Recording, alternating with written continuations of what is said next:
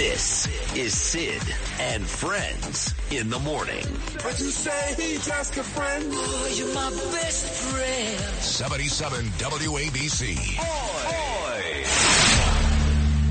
Vice President Kamala Harris hit the ground running on her first day of campaigning for president after receiving Joe Biden's endorsement. Afternoon, she addressed staffers, and for the first time, we are hearing from President Biden. Joe Biden's legacy of accomplishment. From an event at the White House celebrating NCAA sports to remarks at her 2024 campaign headquarters in Wilmington, Delaware with the second gentleman. Hey, Delaware! Vice President Kamala Harris speaks for the first time since President Biden dropped out of the race Sunday, giving Harris his endorsement. And it is my intention to go out and earn this nomination and to win. Breaking his silence since Sunday, Biden called into a campaign staff meeting. I know yesterday's news was surprising and it was hard for you to hear, but it was the right thing to do. Harris raising record-breaking money in her first 24 hours, taking in $81 million. That beats former President Trump's almost $53 million raised in a single day after his felony conviction in May. In the next 106 days, we have work to do. The 59-year-old also secured the support of enough Democratic delegates to become her party's nominee. A candidate needs 1,976 delegates. As of Monday night, the Associated Press reports Harris has more than 2,500. She also now has the endorsement of former House Speaker Nancy Pelosi. We're very excited about praising his legacy and electing Kamala Harris president. Do you think there should be a more open process for nominating? Anybody can run. Meanwhile, the two top Democrats in Congress, Chuck Schumer and Hakeem Jeffries, are expected to meet with Harris. They've yet to endorse her. Vice President Kamala Harris has excited the community. The attacks from the Trump-Vance campaign have already begun. The border crisis is a Kamala Harris crisis. So this is going to be a campaign for the ages, as people get a chance to see the starkest difference that we've seen in my lifetime. So I'm excited to be out there for her. I think that she is the voice that the party needs right now, of that we're hemorrhaging African Americans, we're hemorrhaging Hispanic voters, we're hemorrhaging those working class people. Is it a coup against Joe Biden? It's sort of, yeah. I think it is. I mean, look, there's a constitutional process, the 25th Amendment. If Joe Biden can't run for president, he can't serve as president. And if they want to take him down because he's mentally incapable of serving, invoke the 25th Amendment. You don't get to sort of do this in the most politically beneficial way for Democrats. If it's an actual problem, they should take care of it in the appropriate way. Originally, J.D. was probably not for me, but he didn't know me. And then when we got to know each other, he liked me maybe more than anybody liked me, and he would stick up for me, and he'd fight for the worker as much as I fight for the worker. We just had an automatic chemistry. And I actually endorsed him in Ohio for the Senate. And he ended up winning against a very tough field. And he wrote a book which was a classic, as you know. And it was all about the working men and women and how they aren't being treated fairly. And he was right about that. And I understood that maybe better than anyone else. And we just have had a great relationship. Everyone that went down came up. Yeah. And they thought I was in trouble. They were right, but they thought I was in trouble because they saw the blood immediately because it was over here. And so the media always slanders these crowds as, MAGA extremists. And, of course, they slander the president, too. And it really is, I think, a testament to the movement, how calmly people responded to it. That's definitely the thing I took away most from it. Yeah, that was amazing. But it was love, too. It just absolutely. They didn't move. But when I came up, they saw me come up. And they thought it was over. They thought it was over when I went down because they saw the blood immediately. And then when I put the hand up, everybody was happy. That was the time. That was when they realized I was okay. And it's just an incredible country. It was a beautiful moment. A combative testimony on Capitol Hill as U.S. Secret Service Director Kim Cheatle appeared before the House Oversight Committee Monday. You have offered no reason for this committee, this body, or the American people to trust you or the Secret Service today. The idea that we're getting less than you did on television is something that Democrats, independents, or Republicans are going to find unacceptable. Cheatle coming under scrutiny after a gunman attempted to assassinate former President Donald Trump at a campaign rally in Butler, Pennsylvania earlier this month. The assassination attempt of former President Donald Trump on July 13th is the most significant operational failure of the Secret Service in decades, and I am keeping him and his family in my thoughts. Republican Ohio Representative Jim Jordan demanding to know whether the agency denied requests from former President Trump's security detail for additional resources. Were you guessing or lying when you said you didn't turn down requests from President Trump's detail? Neither, sir, and I appreciate the question. So what I can tell you is that for the event in Butler, there were no requests that were denied. Lawmakers digging in on why the rally was not paused when there were reports of a person of interest an hour before shots were fired. 20 minutes before the shooting began, the state police informed the Secret Service of their concern. Now, the rally was not paused at that point, correct? No. Multiple Republicans and at least one Democrat are calling for Cheatle to resign over her handling of the attempt. I don't want to add to the director's terrible, horrible, no good, very bad day, but I will be joining the chairman in calling for the resignation of the director. Okay. Would you say leaking your opening statement to Punchbowl News, Politico's Playbook, and Washington Post several hours before you sent it to this committee as being political? Yes or no? I have no idea how my statement got out. Well, that's bull. So, Mr. Chairman, I would like to ask unanimous consent to enter into the record articles by Punchbowl News, Political Playbook, Washington Post, all done at 5:24 a.m., 6:12 a.m., 6:34 a.m., a solid 3 to 4 hours before this committee got your statement. Without objection to ordered. Okay. Is the Secret Service fully cooperating with our committee? Yes. Okay. You say you're fully cooperating with this committee. On July 15th, this committee sent you a list of demands of information that we wanted.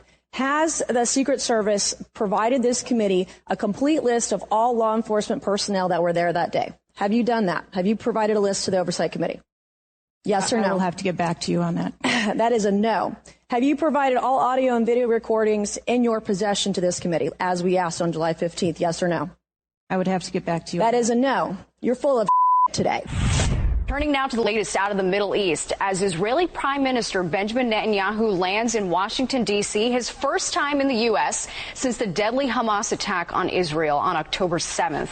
This comes as the Israeli military has ordered the evacuation of part of the Gaza Strip that's been designated a humanitarian zone. Loud explosions and smoke filled the air as families left the eastern parts of the city of Khan Yunis.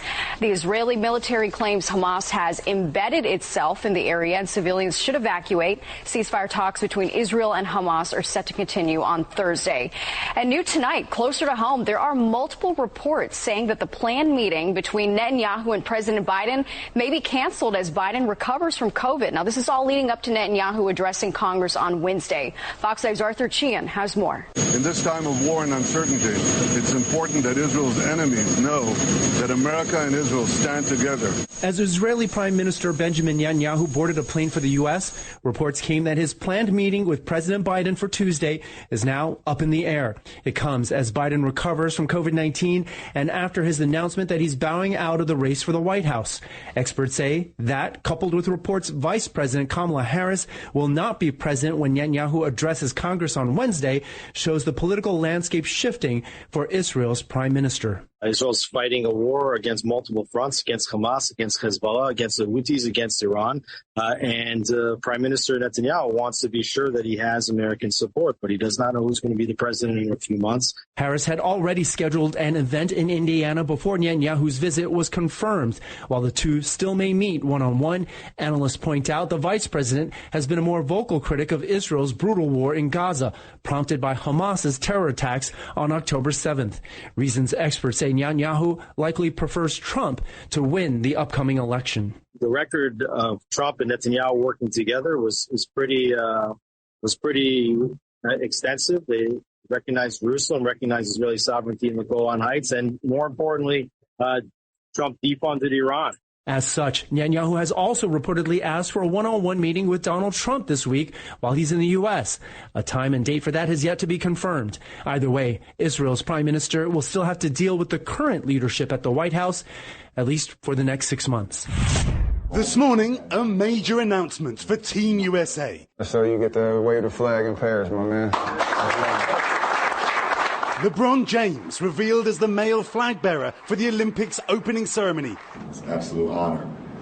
The news delivered by superstar Steph Curry. Something that my family and my community and my friends, is something that will live on forever, and super appreciative and super humble about it.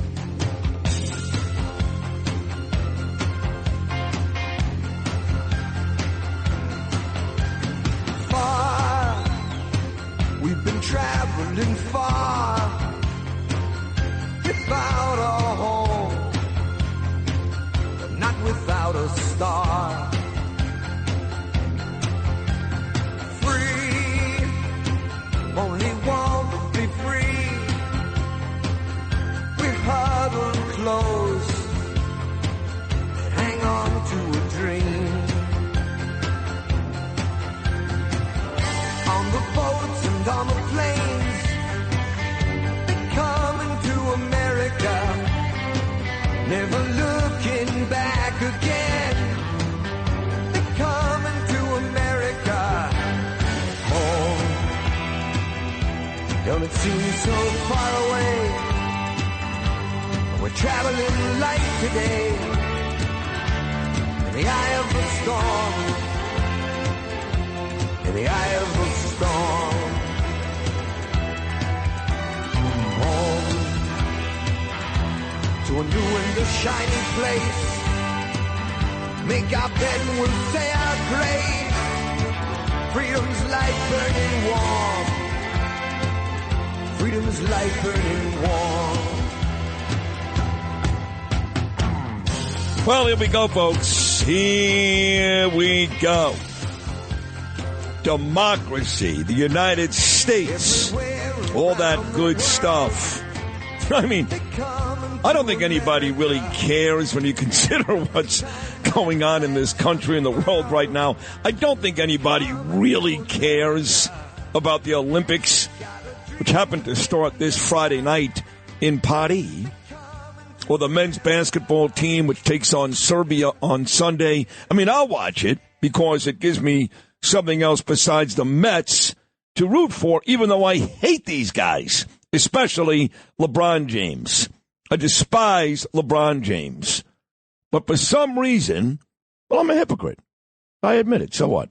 For some reason, I'm going to be able to, I guess, differentiate between the NBA player I don't like and the guy wearing the American uniform. So I'm going to root for LeBron, even though I spend most of my time hating LeBron. So that all gets going this weekend, and he's going to be the flag bearer, which is a pretty big honor for a guy that, says a lot of nasty things about this country. But he's the guy. He's the guy. Good pick. I guess they couldn't find anybody else. I got to be honest, even Simone Biles, what is her name, the gymnast? She's also had some nasty things to say, and she's another legitimate superstar. So I don't know where they would go to get somebody who's like really pro-American, which sounds odd. It's the Olympic team, but at any rate, it all starts on Friday. The men's team starts on Sunday. But that's not the big story. If you go to my Instagram this morning, at Rosenberg.Sydney, I compel you all to follow me, at Rosenberg.Sydney, that's Sidney, or my Facebook page, Sid Rosenberg. A couple of times a week, I'm compelled to put up a video. And I'm actually thinking about it at like 1 o'clock in the morning. I can't sleep anymore. I was complaining to my driver, Gene, this morning. I'm like, the last 2 years, I've aged 10 years. I know you're older than me, Lou. No, I'm not even sure how old you are. But at 55, I was still great. And the last 2 years, man, I mean this sincerely. It's rough. I don't sleep. I don't feel well. I'm physically tired. Now, again, you wouldn't know it because I've got plenty of energy, the best radio host in the country. If I'm on TV, plenty of energy. Dress nice, tan, muscled up, look great. But I'm tired. Like, I'm really tired. And it's starting to freak me out a little bit. Doesn't matter whether I sleep 6. See, even on the weekend, I get up at 4:30 in the morning, 5 o'clock in the morning, and by 6 a.m. on the weekend, Me and Danielle are downstairs having coffee. Wow. I just don't sleep. Wow. Can't sleep. Saturday morning, Sunday morning, by 6:30, we're having coffee downstairs. She runs her 20 miles. This Sunday, her and I walked on the boardwalk 3.5 miles. Walked outside the house at 7 o'clock in the morning. Well, that's good. It's good, but I can't. It's not good because I'm not sleeping. If you're not sleeping, it's not good. No, I can't sleep. So I'm laying in bed at night thinking about, the show the next day and the guests and whatever pissed me off hours before. So the video I cut this morning is about Kamala. Now, listen, I told you this. I didn't tell you this. Everybody told you this. Don't limit it to me. Everybody told you this. She was going to go from a giggling boob, the worst vice president ever, the border czar who let the border go completely awry. She was going to go from that to Martin Luther King with a vagina. I keep using that. I'm going to continue to use that. She's a moron. She was not a good attorney general. But what are they saying this morning? We've got a lady who fights crime up against a convicted felon. You see the new deal here? We've got a lady who put bad guys in jail who were not afraid to face the bully. We've got her. They've got a convicted felon. In the meantime, she was a horrible attorney general. A terrible senator did nothing, much like Hillary Clinton, and the worst vice president ever. And yet, she raised, you ready for this? $1 million day one. Donors, $1 million. Remember a couple of weeks ago, Donald Trump had that mega rally. It wasn't even a rally, I'm sorry. It was a dinner at Mar-a-Lago. And he raised $53 million. Trump raised more money that night than Joe Biden did in 2 nights, loaded with celebrities. First, Cipriani's with Clinton and Obama. Then the other big one with Clooney and Julia Roberts. Trump raised more in 1 night than Biden did in 2 nights. And Harris raised nearly twice as much as Trump did on his big night. They are absolutely going nuts. Well, they've got no choice. They need to win. They need to beat Donald Trump. They could not replace her with somebody else. They know her record. They know how embarrassing she is. But they got to build her up now. And boy, are they building her up. Enough delegates yesterday, almost 2,500 to assume the nomination. You got the people on The View, those cackling ladies, those idiots going on and on about how great she is, what a great attorney general she is. And I remember yelling at Brian Kilmeade a couple of weeks ago, enough with Charlemagne the God, enough. Charlemagne the God spent weeks and weeks and weeks criticizing Kamala Harris. And yesterday, now that she's running for president, Charlemagne the God endorsed her enthusiastically. So they're all full of garbage. They're all full of it. They need to win. The same people that criticized Harris for the last year or two are now running to the table, calling her the savior, the greatest. Look at her compared to the convicted felon. She's just a slob. Yes, thank you very much. That was actually Trump talking about Letitia James, but it works in this case, too. Now, be careful when you play that, Lewis, because, remember, I'm just a white guy, and nobody likes white guys anymore. Oh, that's right. And God forbid you criticize Kamala Harris for being stupid, which she is stupid. You know, she's gotten this far because of her looks, and, well, ask Mayor Brown of San Francisco why she got this far. But if you start criticizing her and you're a white guy like me, then you're not only a racist, but you're a chauvinist as well. I got to deal with both of those, which I'm okay with. I think we're doomed. Yeah, thank you, Steve Sharippa. He says it best. He's exactly right. I think we're doomed. Oh, unless, of course, Donald Trump wins. But you're seeing all this, Noam, overnight. All these people now, they love Kamala Harris. They love her, right? Well, and I think they're just relieved that Joe Biden's out. I think almost that's bigger than her being the nominee. Much bigger. They just wanted him out and anybody else in. No, you're right. You're right. They'll take her over Biden in a heartbeat. Let me play some of this Harris stuff.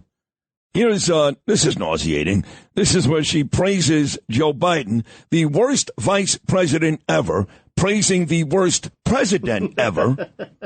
I mean, this is unbelievable. This really is unbelievable. This is Kamala Harris, cut number 4. Our president, Joe Biden, wanted to be here today. He is feeling much better and recovering fast. God, who cares? And he looks forward to getting back on the road. And I wanted to say a few words about our president. Yeah, you do that. Joe Biden's legacy. That's enough. Shut up. All right, we got enough of that. Let's go to what Trump and Vance. They were on Fox News last night. Real leaders. Real leaders. Unlike what Trump and Vance said, this is a political coup. They knew this all along. They were just waiting for the right opportunity. So they threw him out there in this debate, guys half dead, and they knew that this would come to this. And Harris, the black female, was going to save the Democrat Party. This is courtesy of Jesse Waters and Fox News. Trump and Vance, Lewis, cut number 21. Is it a coup against Joe Biden? Sort of, yeah. I think it is. I mean, look, there's a constitutional process, the 25th Amendment. If Joe Biden can't run for president, he can't serve as president. And if they want to take him down because he's mentally incapable of serving, invoke the 25th Amendment. You don't get to sort of do this in the most politically beneficial way for Democrats. If it's an actual problem, they should take care of it in the appropriate way. Couldn't agree more. So, getting back to Instagram and Facebook and all this Kamala stuff. So what I've been noticing on social media, a lot of Jewish people, these 3 words. You want to get blocked? You want to get blocked, I mean, right away. I don't have to think about it. There's no decision to make. You're gone. I don't care if you're my sister, my cousin, my aunt, my best friend. You're gone. All you have to do, listen carefully, is write these 3 words on social media. Are you ready for this? Yeah. Well, yes. Write it down, folks. I'm writing them. It's really 4 words. There's a contraction in one of them. Okay, we need it correct. We need a chord, I would tell me. These are the 3 words that will get you blocked in a heartbeat. I'm with her.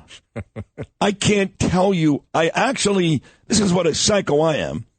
I got up to pee at about 12:30 in the morning. Good. And I checked my phone, because Ava needs money. And I started scrolling through Facebook. And anybody who wrote, I'm with her, I blocked. And I have some friends on there, good friends, I blocked them. If you're with her, and I made this point on all my social media accounts this morning, it's really very simple. This is the new motto of the Sid Rosenberg show, whatever they call the show, Sid and Friends. I don't know. They call my show. Whatever, fine. Here it is. Here's the new motto. You ready? Yes. If you're with her, you're not with me. That shirt's good. You like that, Lewis? That shirt will be done by 11 a.m. Oh, yeah. today. Anthony Barbarese, Pat and Harry, they're all getting ready. Georgie Desiderio down in Miami. If you're with her, you're not with me. Now, when you make it, don't put Sid right underneath it. Right. It's cool just to have the quote. And then you put Sid on the back of the shirt. Exactly. I just got to remind people how to make the shirt. No, you're right about that. Right. But everybody puts the quote. Yeah, why do they do that? Because they want to explain everything, and it's cooler not to have right. I know where that's from. Yes. See? You're right, Lou. I'm just explaining. Lou's a T-shirt genius. Yeah. Nobody has more T-shirts than Lewis. Nobody. Yeah. He's got shirts from like 40 years ago. Me and John Minko, we used to. All right, so what is the motto, guys? Let me hear it. Noam, what's the motto? If you're... See, I knew this. They don't even... If you're with her, you're not with me? Yes! That's it. Very simple. I was paying So attention. aren't you in charge of WABCRadio.com or something? I'm not in charge of it, but I do put stuff up there. Well, I want you to put up right now on the homepage... All right. A nice picture of me. There's millions of them. Which one? It's going to be hard to choose. Well, you'll choose one. The whole thing is making me laugh. and you're going to be quiet. I'm sorry. And you're going to put the quote. What's the quote now, Noam? If you're with her, you're not with me. Right. I want that on the homepage of WABCRadio.com, and I want it there now. Okay. No hearts or anything on it? No. Nothing. Nothing. Now, do you want to be in a suit jacket, a T-shirt? What do you want? Suit jacket. Like I'm dressed this morning. I look like $1 million. You want that scowling look that you're scowling down? That'll be good if you have a scowling look. Sure. You got one of those? The one that you use all the time? I think I have staring some. people down? Yeah. Did you warn everybody you were going to do this on your page? Well, I did. I put up a video at about 5:30 this morning. I was just curious. Yeah, I did. Okay. And the video Like says if you have I'm with her on your social media account, then we're done. That's it. Sorry, Mom. But my mother wouldn't do that, of course. My mother's a great American. She loves Trump. So. But you got to put it up on the website now. Yeah, I'm just looking for the best picture I can find of you. There's a lot. Take of a picture of Rudy. I don't care. It's fine. I saw Rudy last week in Milwaukee, and he was good. Him and Maria, the whole thing. Did you talk to him? I did. I even saw Asian Teddy. Oh, cool. Yes. Miss Teddy. He misses all of you guys. That's such a lie. It's so trust me when I tell you, Rudy would feel the same way I do. If you're with her, you're not with me. So everybody say it in unison. Come on. Here we go. 3, 2, 1. If you're with her, you're not with me. Yeah. It's like the Pledge of Allegiance, you know. I think we're doomed. What's that, Steve Shariffa? I think we're doomed. I think you're right. All right, we got a big show coming up today. Yeah. Got a great guest early on, Roger Stone, 6:45 this morning. Curtis is great. I love Curtis, but if he keeps talking about this conspiracy nonsense with the Secret Service, I'm going to have to whack about 2 days a week off of his appearance. I can't do it anymore. It's stupid. I know you feel that way. Great. Great.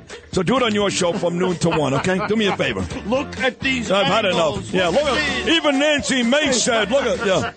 I had enough of it, Curtis. Move on. Curtis 715, Siggy Flicker, Nancy Mace, Lara Trump, and Lizzy Savetsky.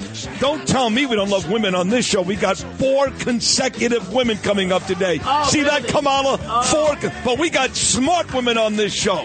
Smart women. Sid and Friends in the morning. I'll be right back.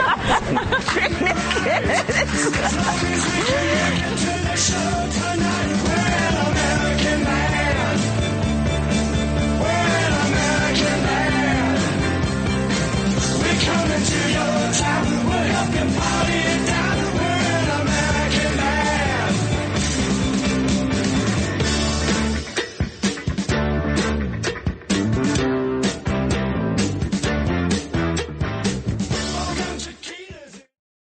Oi! This is Sid and Friends in the morning. 77 WABC. Hello, Sid.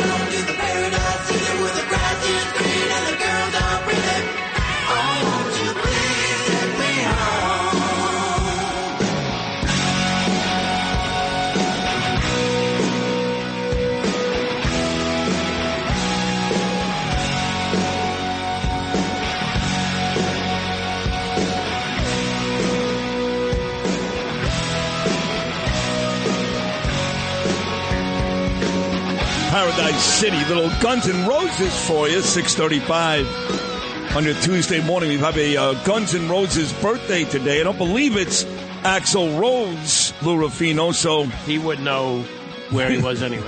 Right, he's kind of like Biden at this point. So who are we celebrating from Guns N' Roses today? I don't know his real name, Slash. He's 59. 59. Great guitarist. Great guitarist. One of the best ever, Lou? Or? Top 100. Top 100? That's not exactly a ringing endorsement. Well, he's top 100 people out of... He's no Sam Ash, right? Maybe he's... he's no Les Paul. No. No. He's none of these people. Really? Top 100? It's no Gordon Chang. No, he's no Gordon Chang. Oh, well, I got to work my way down. You got to work your way down. Okay, he's in the top 100. Now maybe he's in the top 50. All right. I don't know. You got a lot of guitarists. You got a lot of people. No, you're right. There's a lot of them out there. So Nancy Mace is going to come on today.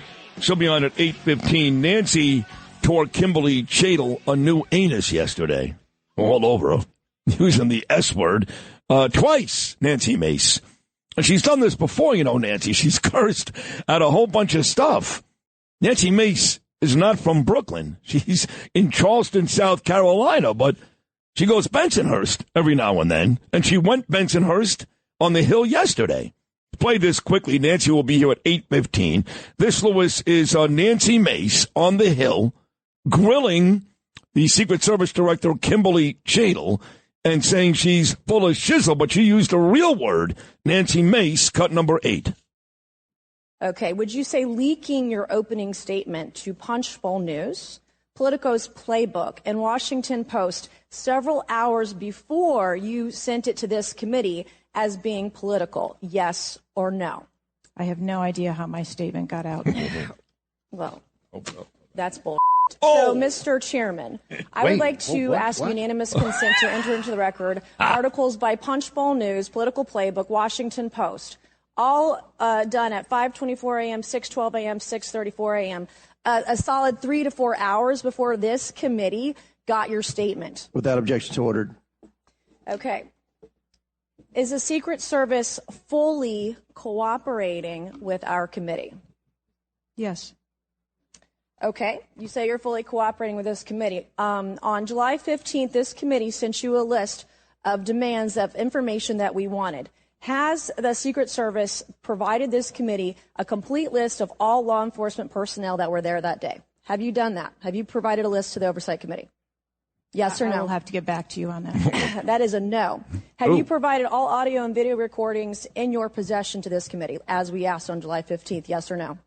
I would have to get back to you. That is a no. You're full of today. Okay, so Nancy will join us coming up at 8:15. Wouldn't want to be in her class. Oh, my God.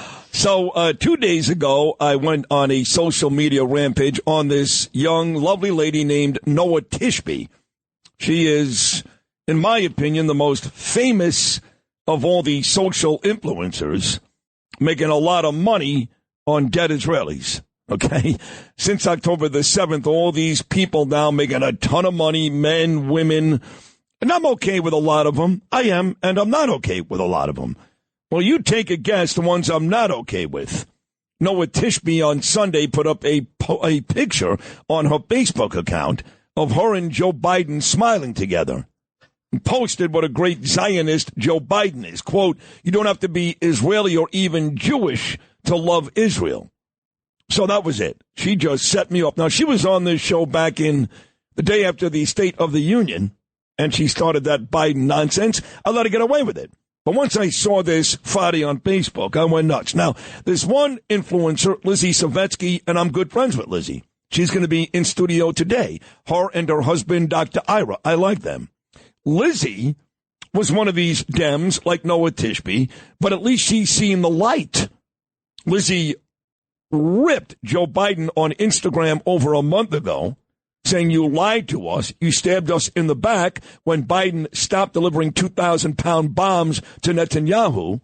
And Lizzy has spent the last 2 days eviscerating Kamala Harris on Instagram for being the Jew hater that she is.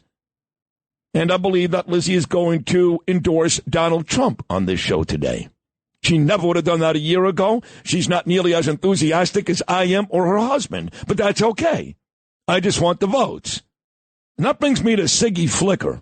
You guys know Siggy, former star of Real Housewives of New Jersey. Now she is, when I say one of Donald Trump's best friends, that's not an overstatement. She literally is one of Trump's best friends, a huge pro-Israel voice. And along with her friend Michelle Lubins, they started Jexit down in South Florida, Jews exiting the Democrat Party. And she saw me go after Noah Tishby on Facebook and Instagram, and that lit a fire under her ass. She's like, thank you, Sid. Finally, somebody going after these people who make a ton of money. Tishby, I think, gets paid $50,000 an appearance. $50,000. And she's out there talking about Joe Biden as a great Zionist and pro-Israel. I've had enough. But if you think I've had enough, remember the movie Batman? When the guy who played the Joker, he's dead now, Heath Ledger, said, wait till they get a load of me. Well, wait till you get a load of Siggy coming up at 7:45. She's going to run roughshod on the social influencers. And then I got Lara Trump today. That's huge because, again, part of Lara's responsibility as the co-chair of the RNC, the beautiful daughter-in-law of Donald Trump, is raising money. And since Whatley and Lara took over, the RNC's done a great job, much better job than when Ronna McDaniel was in power. But here's the problem. Kamala is lapping everybody. So it'll be interesting to hear from Lara what this means now, money, competition between Harris and Trump. Look, let me say this.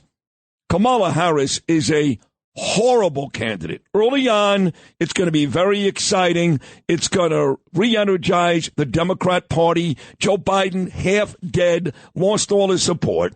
They needed anybody. So they're going to rally behind her. And early on, it's going to be great. Black lady, female. You're going to hear all these wonderful things. And then the S is going to hit the fan because at some point, she's going to have to speak intelligently about how she's going to save the world. And she just can't do it. She just can't do it. At the risk of being called a lot of things, I'm telling you, she's stupid. I think we're doomed. Thank you, Steve. Trump called her stupid and vicious last night. He's getting killed for it. I'm saying the same thing. She's not a smart woman. She's done great. I got to give her credit. She's gotten to this lofty position of vice president. Now she's running for president. All fantastic. Got to give her credit. Got to give her credit. But when you look at the substance versus style, she's got style. She has no substance. She's stupid. You understand that, no? I hear you. Yeah, but you won't say it because you're a pussy. Plus, you probably like her. You should. And you're going to vote for her. You should see what we're doing with the picture for your article that we're posting to WABCRadio.com. You're going to be very happy when you see it. Yeah, and then you're going to take it back what you said, probably. Yeah, you are. What do you mean? I'm confused here. You know, you asked us to post this article about, with your new saying. Yes. With the, I'm with her, with her, if you're with her, you're not with me. Right. So we're having a little fun with the picture of you. So we're going to post it in a second. Is this like one of those Hunter Biden things? Am I going to be in bed with Kamala in like some black and white photo in the background? Yeah. Yeah. Well, that's so we should not can know who you're referring to with her. If you're with her, this woman in bed with me. Oh, no. All right. Well, everybody check that out at WABCRadio.com before I trademark this and start making money myself. Anyway, we got Roger Stone coming up next, and then we've got Curtis, and then a bevy of smart, beautiful women on this show today. This is Sid on Sports. Sponsored by Peerless Boilers on 77 WABC. Justin Ellick here with your bottom of the hour sports update, sponsored by Pete Morgan of Peerless Boilers. Go to peerlessboilers.com, paviliontankless.com, find a dealer near you. They are the world's best built boilers. Beginning on the baseball diamond here in the Bronx, where Juan Soto hit 2 of the Yankees' 5 home runs in New York Salvage Day 4-game series split with a 9-1 victory over the Tampa Bay Rays. They hit 6 home runs? No, just 5. Okay. Yeah. Why? Who'd you I thought they hit 6. Who'd you thought hit one that didn't hit one? I don't know. Soto hit 2. LeMahieu hit 1. Right. And then Wells and Volpe. And what about the other guy, Siri or whatever? Yeah, but he's on the Rays. Oh, right. That was in the team, right? Right. 6 home runs in the game. There you go. Yes, indeed. Right. We're just counting. He's the guy that Aaron Judge started staring down and all that? Yeah, because he's been doing it. Like, he doesn't like that the Yankees fans boo him. Go beat him up. Yeah, right. So he's taking his time trotting around the bases, and then when he rounds second base, he does the old cupping of the ear. I can't hear you. You're with him. You're not with me. Again, LeMahieu, Wells, and Volpe were those other Yankees that homered last night. LeMahieu ended an 0-for-18 slide with his first homer in 10 months. He entered with a 177 average, and the 2-time batting champion hit his first homer since September 5th after being given Sunday off. As for our starter, Carlos Rodon, he earned his first win since June 10th. He allowed 1 run and 2 hits and struck out 10 in 7 innings and did not allow a hit until Jose Siri, of course, homered in the 5th inning. Rodon entered 0-5 with a 9.37 ERA in his previous 6 starts. Since his previous victory, June 10th at Kansas City, he bounced back in a big way, matching his longest outing of the season by going 7 innings for the 3rd time and snapped the longest losing streak of his career, the 2nd longest, I should say, to the Mets in Miami, where Francisco Lindor homered twice. Jeff McNeil also went deep, and the Mets beat the Marlins 6-4. McNeil had 3 RBIs. The Mets split the 4-game series against the National League's worst team. New York now 51-48 is 5-5 versus Miami this season. Mets starter David Peterson, 5-0, still on the year, undefeated, permitted 2 runs and 6 hits in 5 innings. The left-hander walked 4 and struck out 4. Jose Butto relieved Peterson and allowed 1 run over 2 innings. Phil Matten worked a perfect 8th, aided by a diving catch from center fielder Harrison Bader. McNeil's 2-run shot in the 2nd put the Mets ahead 2-0. He drove the first pitch from Marlins starter Yanni Chirinos into the 2nd deck of the right field seats for his 8th homer and 3rd of the series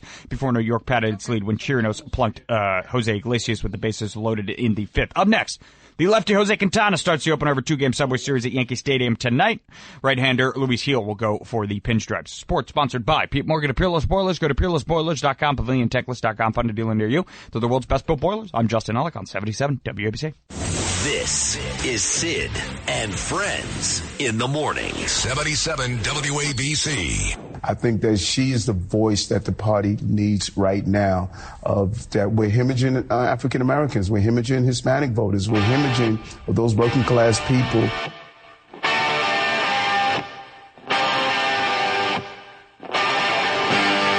Those crazy nights I do remember in my youth. I do recall those were the best times. See why now you can't vote for Eric Adams, can't vote for the guy. You just can't do it.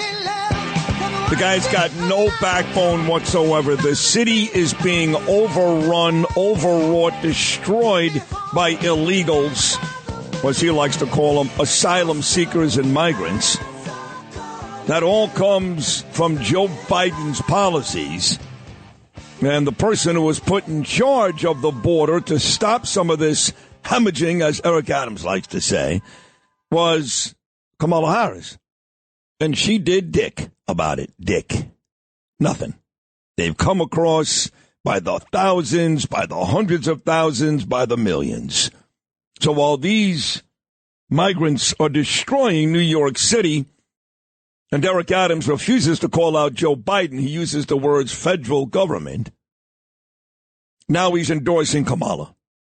Why would you endorse somebody, Eric, who has helped destroy your city? Well, I know why. She's black, and she's a Democrat, and that's all you care about. You don't care about anybody in this city. So one quick note, tonight is my monthly men's dinner, and, Kantrowitz, Carone, all my good buddy. And then he used to invite the mayor, and he's not invited anymore. That's all you need to know. He comes out yesterday and very quickly endorses the woman who was supposed to protect us from these people coming in from the border. Roger Stone, you can appreciate what I'm saying, right, buddy? I think you hit it right on the head, Sid. Right on the head. I mean, it's amazing that Eric Adams just endorsed a woman who may be as unpopular with voters as he is. Maybe it's because he's concerned that he's under federal investigation for campaign finance violations that may have involved, illegal foreign contributions. That's a double felony. But I guess within the confines of the Democrat Party matter right now, maybe that matters. Oh, it definitely matters, no doubt. But let's get to this Democrat Party. You put up a great tweet last night, Roger. Roger is terrific, too. He's on 4 to 6 every Sunday. Does a great show, great show. So he puts up a tweet last night. Nice picture. Thank you, Roger. And he writes, who drove Biden from the race? Who tried to assassinate Trump? What is Obama up to? I join the great Sid Rosenberg tomorrow at 6:45. So let's go down the list of the items you put on the tweet. Start here, the very first one. Roger Stone, who did drive Joe Biden from the race? Sid, that would be Barack Obama. It was Barack Obama who orchestrated the ouster of Joe Biden. First, he cut off the Hollywood money. He cut off the big donor money. Then secondarily, he lined up the op-ed piece in the New York Times, which is the voice of the deep state and the political establishment, insisting that Joe should throw in the towel. More importantly, it was Barack Obama who lined up Nancy Pelosi. The announcement by Adam Schiff, that odious character, that Biden should quit, that was the signal that Pelosi and Hakeem Jeffries were on board. Then he lined up Chuck Schumer and the Senate Democrats. Joe Biden is furious at Obama, who he views as having served loyally for 8 years. Biden actually said, and I do have a source, now I won't go down in history like FDR or LBJ or even Bill Clinton. I hate to break it to Joe, but he was never going to go down in history as a great president, no matter what. But he's apoplectic that he's been double-crossed by Obama, who drove him out of this race. And this is important, Sid. Who is the one or the two most important Democrats in the country who have not endorsed Kamala Harris? Well, that would be Barack and Michelle Obama. Right, and, even guys like Chuck Schumer, I expect that Schumer and Jeffries will endorse her quickly. They haven't yet, but Biden shaking hands with Schumer for 4 decades every day, and they all stabbed him in the back. I remember years ago when Hillary was running, and she was a crook and did all these things. She should be in jail. You know that. Come on. And I'm being serious. She should be in jail. But you know what? The Democrat Party never, ever went after her. And I remember sitting here with my late partner Bernard years ago going, say what you want about the Democrats. They're loyal. They are loyal. The Republicans, Paul Ryan, Mitch McConnell, they were killing Trump. Well, now it looks like things have changed. Because what I've seen the last couple of weeks from the Democrats, that's about as disloyal as anything I've ever seen. The whole damn party turned on this guy who was their friend for the better part of 40 years. Well, let's face it. They didn't replace him because he's slipping so dramatically, mentally and physically. They replaced him because everybody found out. They all knew. They've known all along.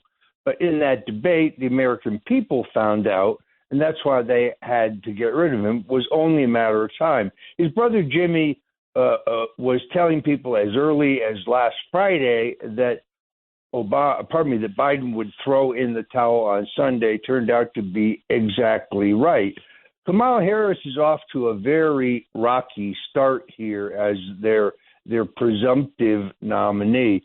The initial poll ratings are not good. She's running behind Donald I'm going to Trump. stop you. I'm going to stop you for a second. It's funny you say she's off to a rocky start. Now, what you have to understand, Roger, is I do the show in this studio, and we've got 6 television sets, and they're all on. All these liberal networks, which account for about 95% of what the media, of what the public uses as media consumption.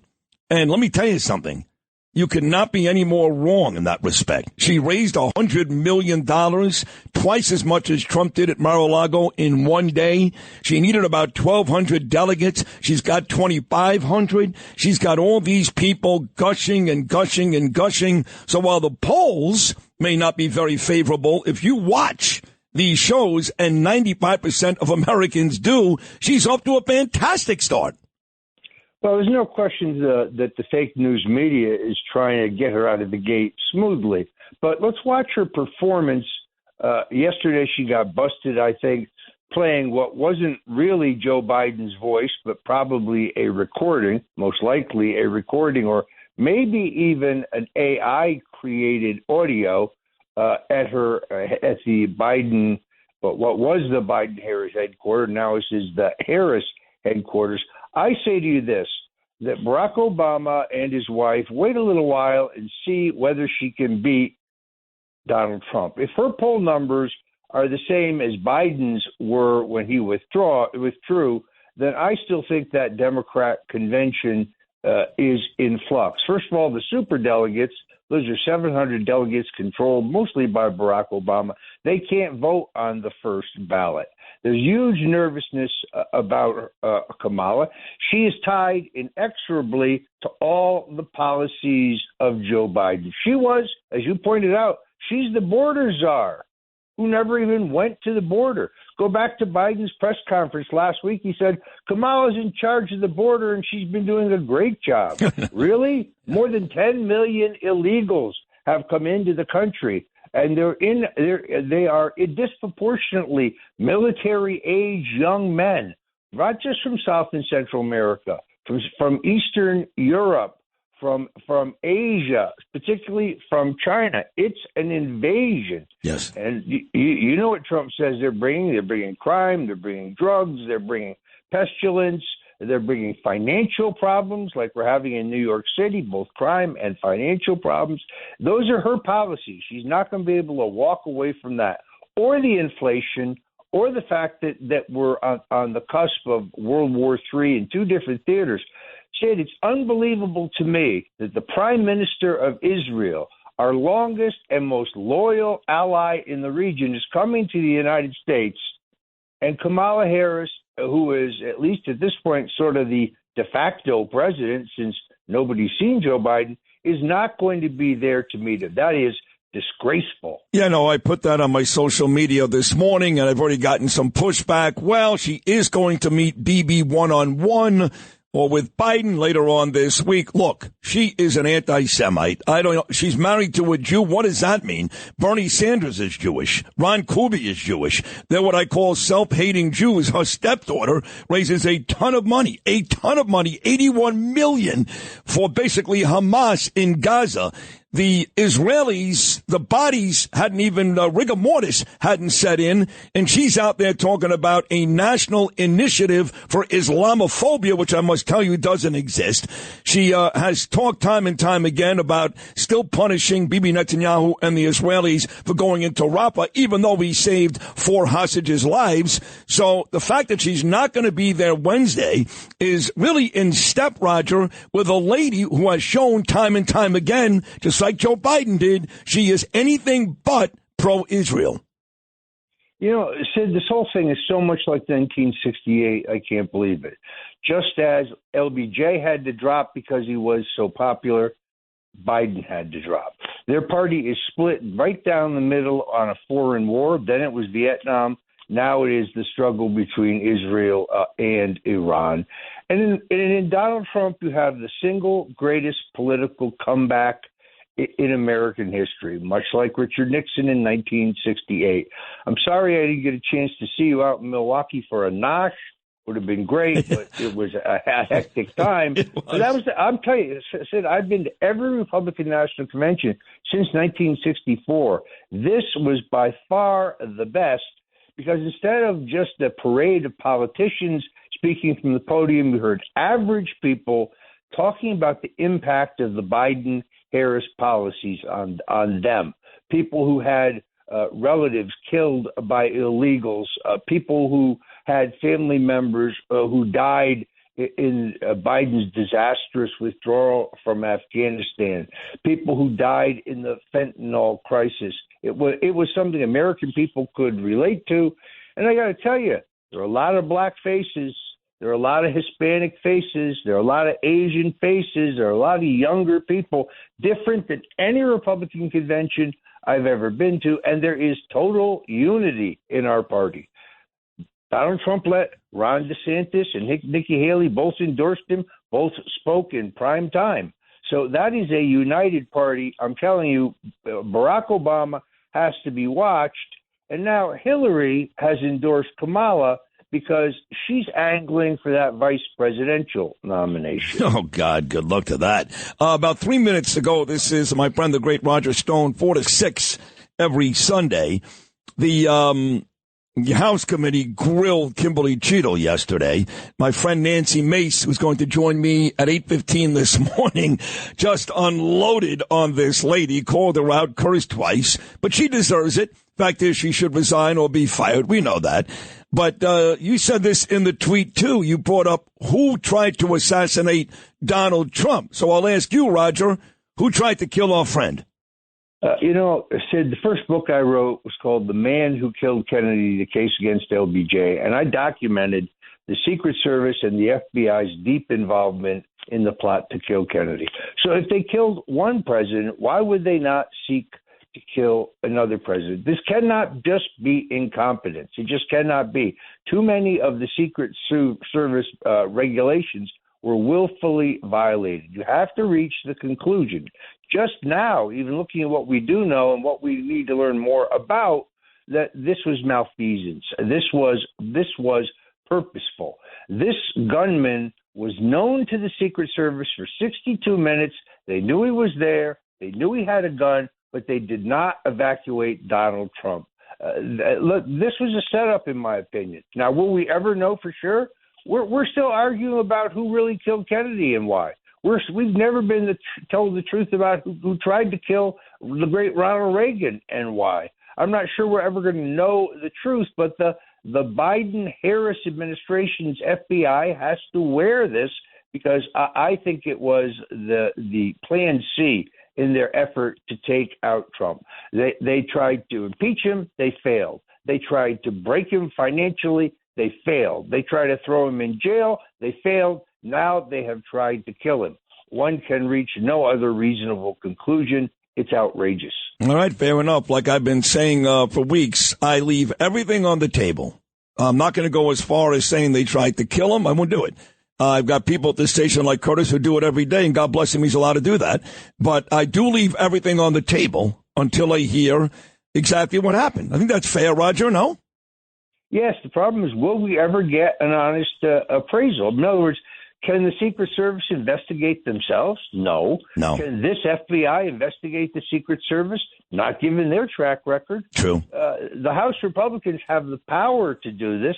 Let's find out whether they have the cojones to do it. They're off to a pretty good start.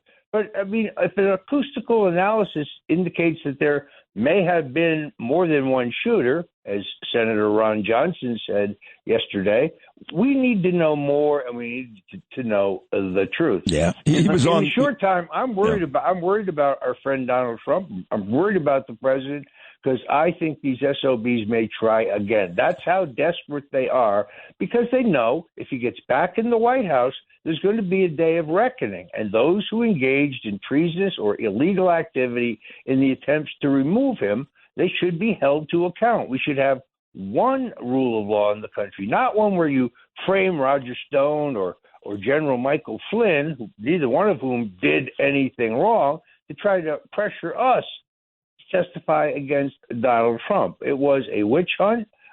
These people are relentless because they know that accountability is coming if Trump gets back in the White House. Roger Stone, you're fantastic. You really are. 4 to 6 every Sunday. Roger got up early this morning and just knocked it out of the park. What a way to start this Tuesday morning show. Roger Stone, we were listening on Sunday. Thank you so much.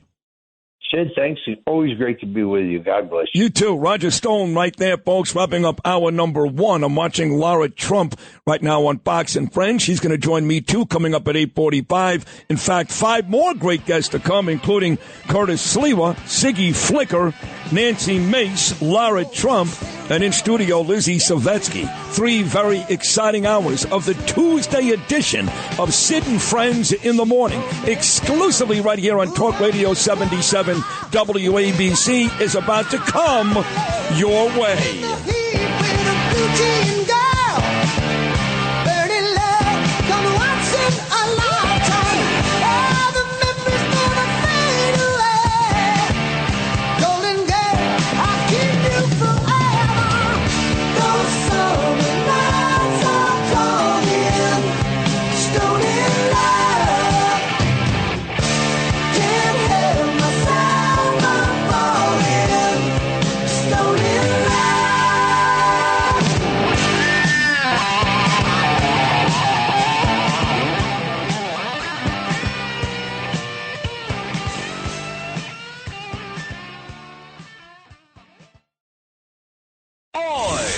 This is Sid and Friends in the Morning.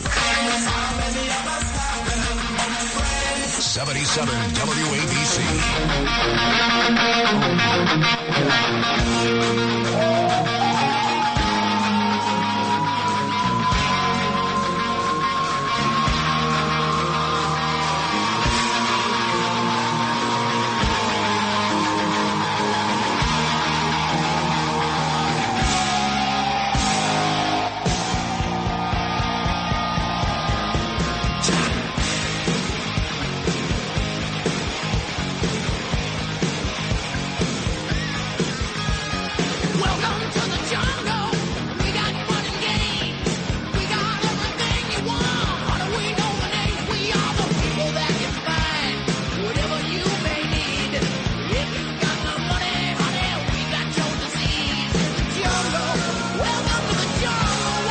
Welcome to the jungle. Happy birthday, Slash. Guns N' Roses. Lou Rufino pointed out earlier, 59 years old today. Welcome to the jungle. I do want to mention this guy. Curtis, of course, does a really great job on the borough of Staten Island. And of all the borough presidents that we've got, Vito Fossella is far and away my favorite. Not even close. Not even close. So, Vito's got a big first fundraiser coming up to reelect Vito as Staten Island Borough President. Comes your way July the 31st. It's from 6 to 8 p.m. It's at 16 Wakefield Road on Staten Island.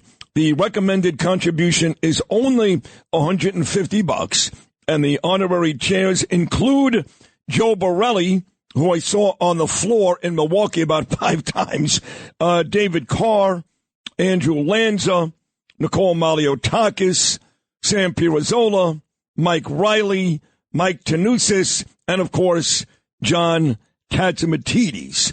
July 31st, help us reelect our good friend and the best of all the borough presidents, trust me, Vito Fossella of Staten Island. So Curtis, again, has done a great job there, kicking out all the migrants. Eric Adams, who yesterday enthusiastically endorsed Kamala Harris, even though she's the border czar and the migrants are ruining New York City. Shows you just can't trust Eric.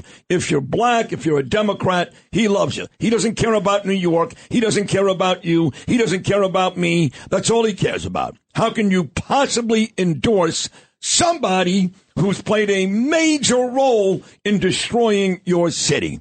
That's all Eric Adams cares about.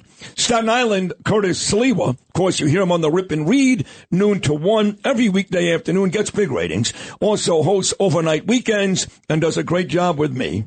And what do you want to get to first here, Curtis? Well, first off, I was with John Tobacco last night in St. Albans, Queens. I love John Tobacco. Black neighborhood for a Republican unity rally because we're making headway amongst the African-American, West Indian, and OA community, not OAN, OA community, original Africans who are here from the motherland. But let me say this. I'm here to help you, Sid.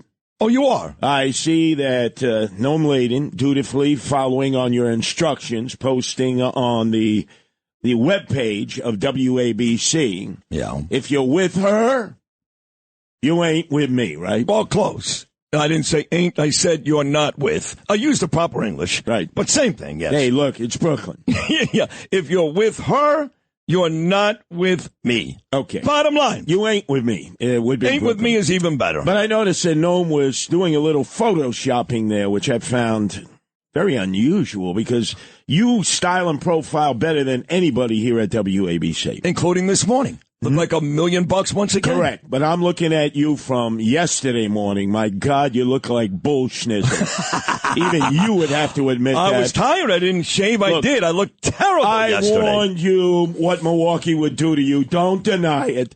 You and Dominic Carter, you couldn't wait to get the hell out of Milwaukee. You're stuck in Milwaukee Airport. And you told us the story. That you go up to Caitlin Collins of CNN. Yes.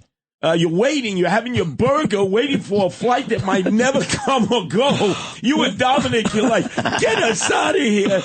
And you're thinking that Caitlin Collins is Caitlin Sinclair of OAN? Well, she's not there anymore, OAN, but she's going to be here again this Thursday morning. And Caitlin Sinclair, who's a beautiful girl, was here last Friday.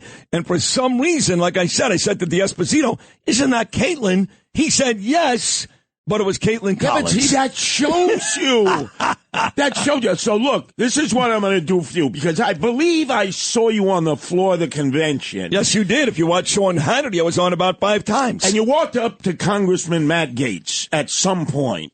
You were, like, side by side without shaking hands I think with him. I was, yes. And oh my God, I got to do a cosmetic intervention for him. He looked like Wayne Newton with a mask on. What the hell happened to him? Some people say he's a young guy. He's like Frankenstein now. Oh a little my bit, yeah. God, he had plumper cheekbones. I thought I was looking at Wayne Newton. You know, whenever I fly into Vegas and I see the billboards, you know, when you're hitting the tarmac, you see Wayne Newton over and over again. By the way, you see Wayne Newton, forget about the billboards, when you land and you get off the plane and you take the escalator down to baggage claim, there's a good chance you're going to see Wayne Newton. Right, but also Barry Manilow. I mean, if both of those guys get another facelift, their face is going to snap like an old rubber band. So I'm concerned about you, and I'm doing a cosmetic intervention. I know you have the best Botox gal in the world in Howard Beach, but this ain't Botox. What is it? We're taking you up another level. What is this now? A salmon sperm facial. Excuse me? Yes, a salmon. You know Jews love salmon. Come on, they order salmon all the time. I hate salmon, but yes, Jews love it. Oh, they love it. That and broiled trout, you know, at the Bluebird Trout special. almondine was my grandmother's favorite at the diner in Trump Village. And then you get those, the almonds stuck in your teeth. So what is this called now? The salmon sperm facial. The salmon sperm facial. Yeah, look.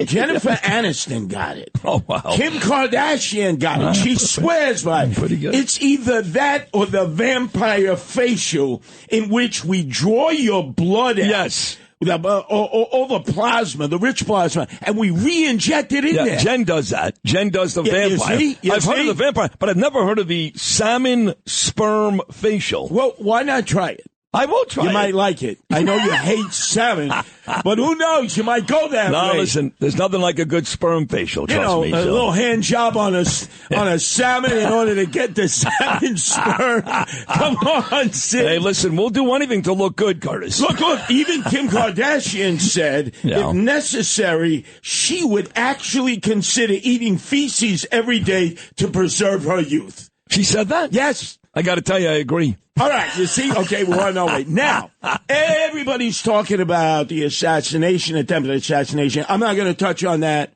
because Roger Stone did a magnificent job. And he seems to agree with you. Like many people do. And again, I'm not saying I don't agree with you. Right. All I'm saying is I'm not going to make a definitive statement until I have 100% proof. But you can certainly make a better argument for your case than just being inept. But you know, with all the news, and there's been tremendous news, it's given me vertigo. I'm sure it's given you vertigo. That's too much. The most important news item was completely forgotten. Wait a second. What you're going to go to, I know where you're going. You think that's it's a very, very important news item, and I congratulate you on being the only person to find it and talk about it. But do you think that's more important news right now than Kamala Harris? Yes. You do? Yeah. Okay. Because if this is true, and I don't doubt it, Secretary of State Antony Blinken, boy from Yonkers originally, had this to say, and nobody seemed to be paying attention, except I bet you Bibi was. How are you going to stop him? Well, by far, the preferable way to do it would be through diplomacy. Where we are now is not in a good place. Iran, because the nuclear agreement was thrown out, instead of being at least a year away from having the breakout capacity of producing fissile material for a nuclear weapon, is now probably 1 or 2 weeks away from doing that. 1 or 2 weeks away from having a bomb. Wow. And you know what Iran has said, the Ayatollah? We only want 2 bombs. We drop one on Israel. When they incinerate us, we drop the other one on America. Wow. Probably New York City because they want Jews. Either that or Boca Raton. Right. I mean, if you want to get Jews, you either get them in New York City or Boca Raton. He's gone on record as saying this. Why don't we ever listen to these people? They come out of their mosque on Friday, their day of prayer, Juma, right, saying, death to the little Satan Israel, death to America, the big Satan. They do this every week, and we're like, nah, they really don't mean it. It's hyperbole. I mean, look, Bibi is here. Kamala won't meet with him because, let's face it, she would rather meet with the leaders of Hamas, Hezbollah, and, I have a fascination for the Houthis. Watch.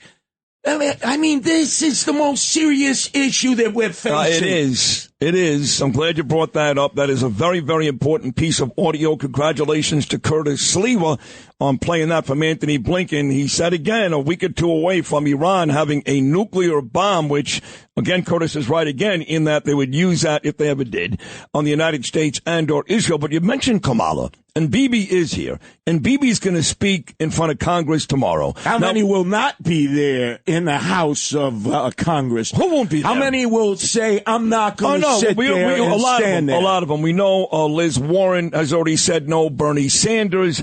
Who cares? These are all losers. But Kamala's not going to be there. Now, look, she already had something set up in Indiana. Oh, yeah, she couldn't cancel that. So then you tell me, why am I on Facebook seeing so many Jewish people, and this is why Siggy Flicker is going to join me in about 10 minutes. Why, Curtis Sliwa, am I on Facebook seeing so many Jewish people saying I'm with her? It is clear. She talked about Islamophobia right after October the 7th, Curtis. She has said time and time again there is going to be punishment for Bibi for going into Rafah when, in fact, Israel saved 4 hostages. She has talked time and time again about a ceasefire and how the Palestinians are being treated unfairly. Why would any Jew be with her? Because give a Jew any reason to go with the Democrats and they'll do it. Oh, she has a Jewish husband. Oh, Kamala. Okay, we got rid of the old Alta Kaka. She's young. She's vibrant. She's refreshing. We influencers love her. Your influencers are full of bullschnizzle. Which one? Oh, all of them in the Hamptons. Oh, I'm Jewish, but I'm going to stay in the Hamptons. Wait a second. I'm the one calling those people out. Yes, I know with that, but I'm saying. But the two that are not calling out are Siggy Flicker and now Lizzy Savetsky. Oh, good. Lizzy's come along. You brought her over on the right side, right? Yes. What about the rest of those trendoids and freakazoids I've been and calling out Noah Tishby for days. You know she gets $50,000 in appearance, Curtis. Yeah, I know. $50,000. Let's be honest, Sid. We and you and I, we know their game. When they post up, look at how many likes. 5 likes, but they got 5 million followers. Bots. They get like 10,000, but you're right. But there's millions of followers. They buy followers. I know. A non-existent 100% true. You know what does that too? All the stars on the Bravo channel. Every Real Housewife has 2 million followers. Trust me, 2 million people don't give a rat's ass what car you're driving in Tenafly, New Jersey. Look at how many people hit the likes, and that'll let you know. I agree with you. What a fugazi operation it is. Now, let's get to the point where we are in agreement. On Friday... Wait a second. I agree with just about everything you say. No, but you were really emphatic on Friday when people didn't know. When I came online with you and I said, based on my wife Nancy's expertise, this was a cyber attack. I agreed with you. When everything started going down, airlines, medical services, TV broadcasts, banks, business services. I still think it was a cyber attack. We are now 5 days into this. Delta has canceled all their flights. I had a big conference in New York today with people helping the Guardian Angels. They've had to cancel coming in. I said, well, when do you think you could come in? The airlines tell us they're not necessarily sure. Nancy came on all weekend long with me and describe the blue screen of death that hits your computer when the cyber attack comes. Because 2 years ago, she had to do a deep dive for a corporation because they do the download of all the documents when they're going to court. And they say to Nancy, tell us if we should settle or she would fight. And after going through document after document, she goes, on this one, you better settle. Because if I could find all of this after 2 days, they're going to find even more. And one time she was doing a deep dive, I'm not at liberty to say for who, and the blue screen of death came up on her screen, and she knew right away, Mayday, Mayday, Mayday, save the file, save the file. The damn computer melted down. No kidding. Almost exploded. No, come on. I am telling you. And that same screen popped up on Friday? Yeah, for so many people in so many places, especially these Fortune 500 companies, they don't want to admit it was a cyber attack, Sid. This is just the beginning. And I will bet you the Ayatollah who issued a fatwa on Donald Trump to have him killed after he eviscerated Joe Biden in that debate in Atlanta has issued by all means necessary, yes. we eliminate all our enemies. We bomb Israel. We bomb the United States. We'll have the bombs, as Blinken said, in 2 or 3 weeks. And now we use the same tactics that Israel uses against us, cyber attacks. We send the worms, the gusanos, into their system so that they get a blue screen of death. We need to take out the Ayatollah. We need to take out Iran. They warned us. They're coming for us. Wake up, Jews, because they're coming for you first.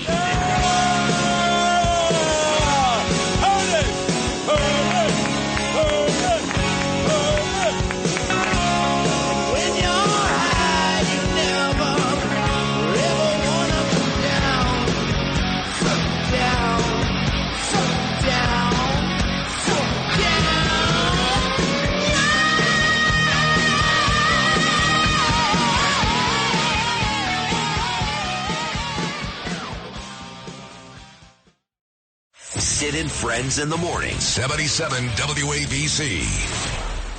I know I got a bad reputation, and it isn't just talk. If I could only give you everything, you know I haven't got. I couldn't have one conversation if it wasn't for the lies.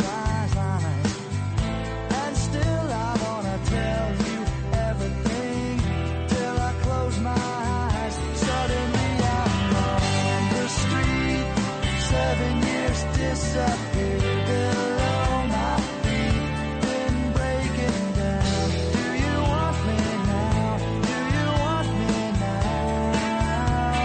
Suddenly I'm down in Herald Square, looking in the crowd, your face is everywhere, been turning round. Do you want me now?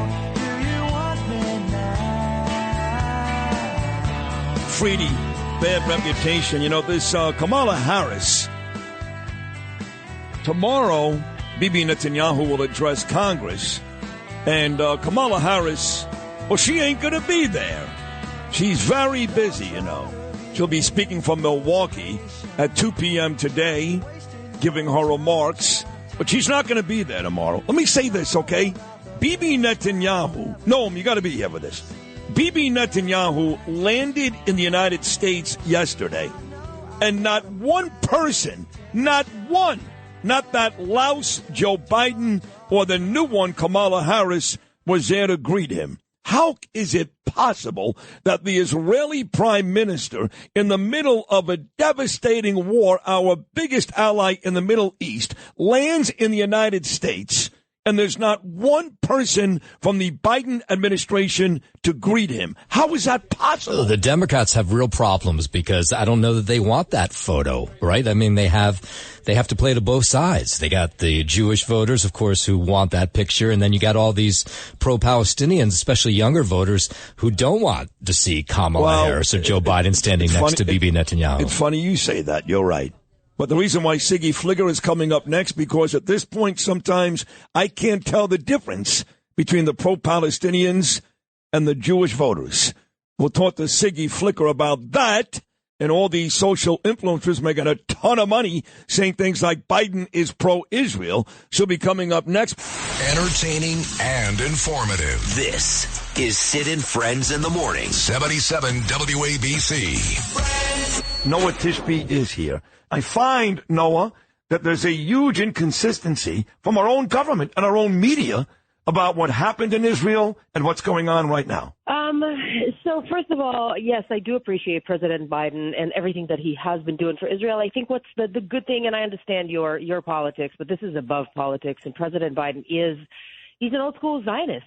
He is a Zionist. He understands, like you, like me, that Zionism is the Jewish people's right to have a state, nothing more, nothing less. And the world have taken the word Zionism and basically turned it into a curse word. So just for that, even if you don't like his politics, personally, that is something to be appreciative of.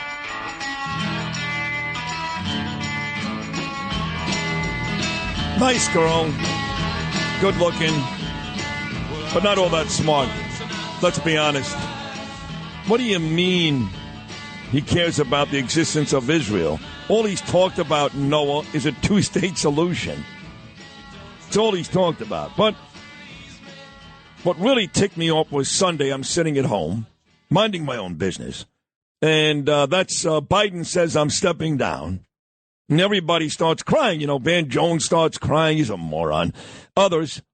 And then I see Noah Tishby with a picture on her Facebook page of her and Biden. And she goes on and on this post about what a Zionist Joe Biden is, and you don't have to be Jewish or an Israeli to love Israel. And so I right away attack her on her own Facebook and Instagram page. I want to tell you, over 1,000 people have liked my comment, far and away the most on her page. And look, Lizzy Savetsky is going to be in this studio coming up in an hour and a half, and I love Lizzy. And Lizzy, you know, she wasn't always with me, but now she is. Lizzy is going to vote for Donald Trump. She's going to be here at 9:30. Lizzy has now publicly criticized both Biden, and she hates Harris, and she should. Again, Bibi Netanyahu will speak in front of Congress tomorrow. Who's not going to be there? Kamala Harris. Who's talked about understanding the emotions of the pro-Palestinians? Kamala Harris. Who's talked about punishing Bibi Netanyahu for going into Rafah, even though he saved 4 hostages? Kamala Harris. Who's talked about Islamophobia just weeks after Jews were raped, tortured, and murdered? Kamala Harris. She is about as good a friend to Israel is as the KKK.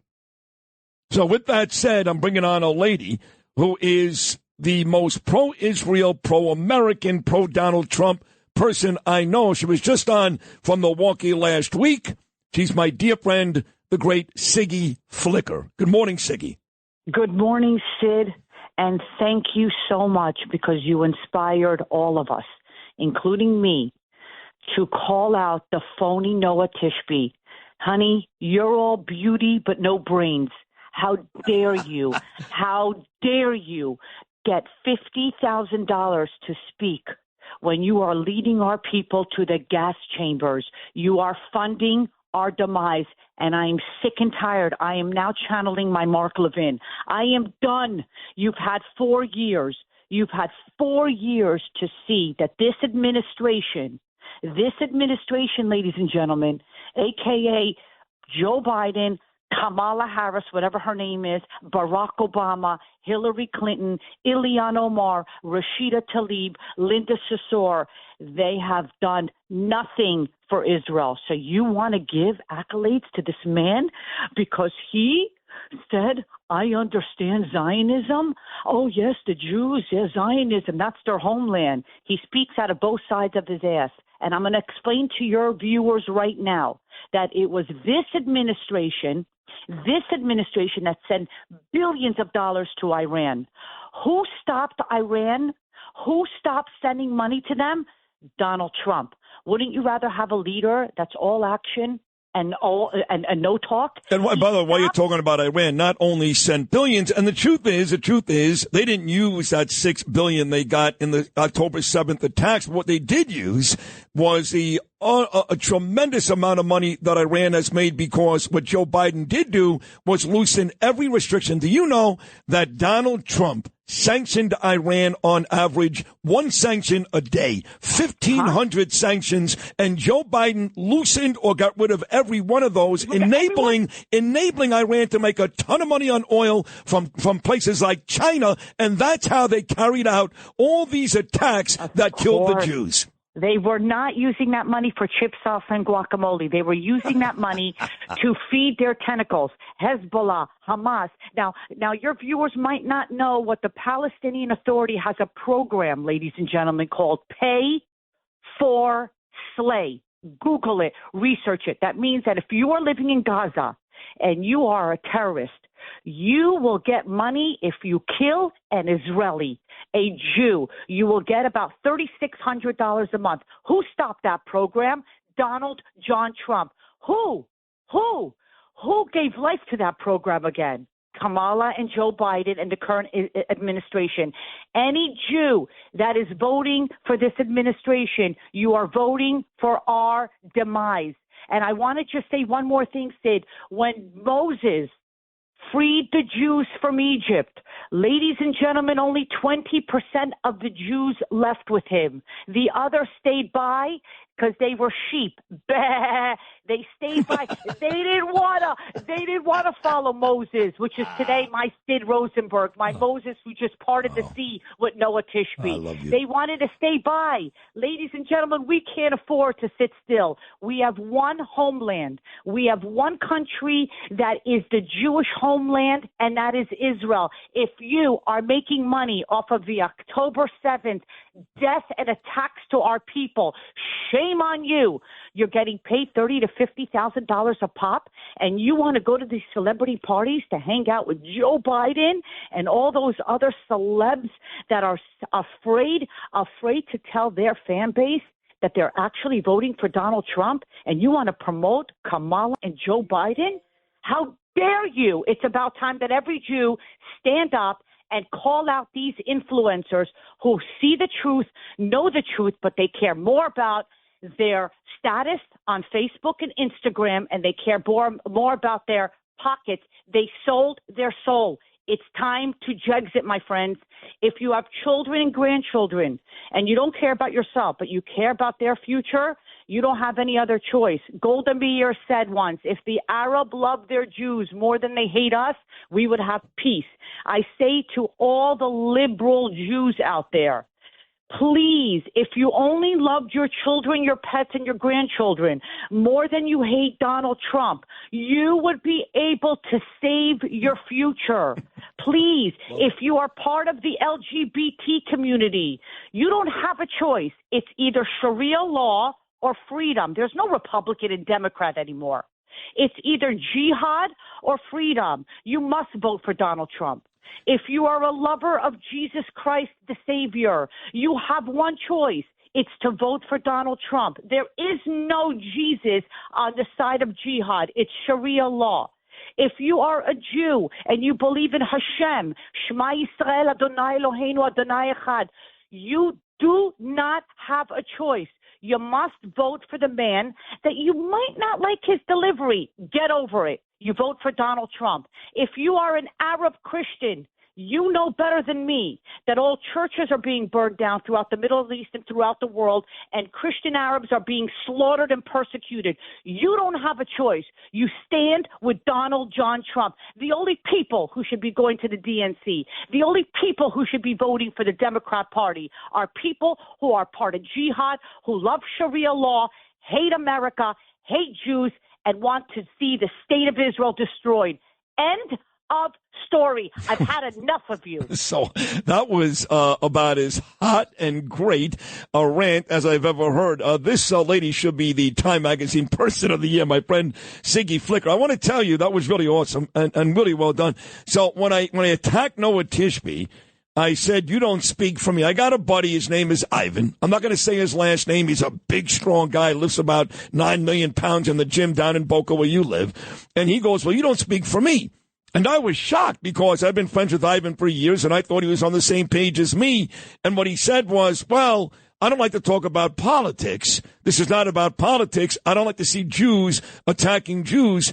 And when Jews say that, you know why they say that? My sister said that when I was in Israel. She said, this is not about politics. You know why? She's a Democrat. So what they do is, knowing full well that these attacks happen because of the Democrats, they go, oh, this is not about politics. This is about Jews. Now, if Donald Trump was in office and this happened, they would find a way to make it about politics. But because it happened under their watch, Jews go, no, this is not about politics. You bet your ass it's about politics. It's about bad political decisions. And Ivan goes, and Jews should be sticking together, you and Noah. I go, no, I'm not going to stick with a Jew who's out there hurting us like you just said. Exactly. Good for you, Sid. Sid, I am the daughter of a Holocaust scholar and survivor who ran Yad Vashem's Righteous Gentile Division for over 24 years. And let me just tell you something. During the Holocaust, you had two types of Jews. You had the George Soros type of Jews. Should we not argue with them? You had the Jews that lined up for the gas chambers, and you had the Jews like that fought in the woods Now, if you ever seen the movie Defiance, like the Belsky brothers, if I'm going down fighting. And if I have to fight my fellow Jews to save them and to save Am Yisrael Chai, I am a fighter. I am not going to line up and be part of a party that hates my guts and wants to defund me and destroy my children and my grandchildren's future.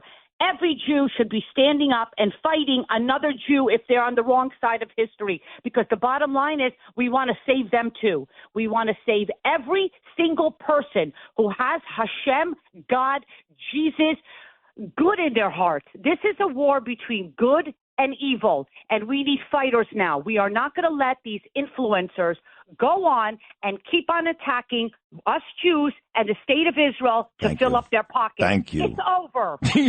1 more minute to go. Another amazing appearance by Siggy. So I did a video at like 5:30 this morning for a friend of mine. He's been on this show many times, but he's much closer to you, actually. And his name is Brian Lee. Now, don't forget, I lived in Boca for 16 years.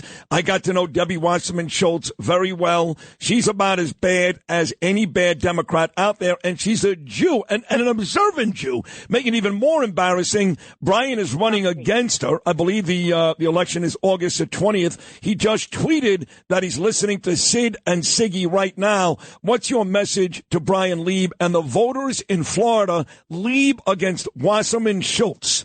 Lieb is going to win. Brian, I am so proud of you. If you're listening right now, you keep fighting the fight.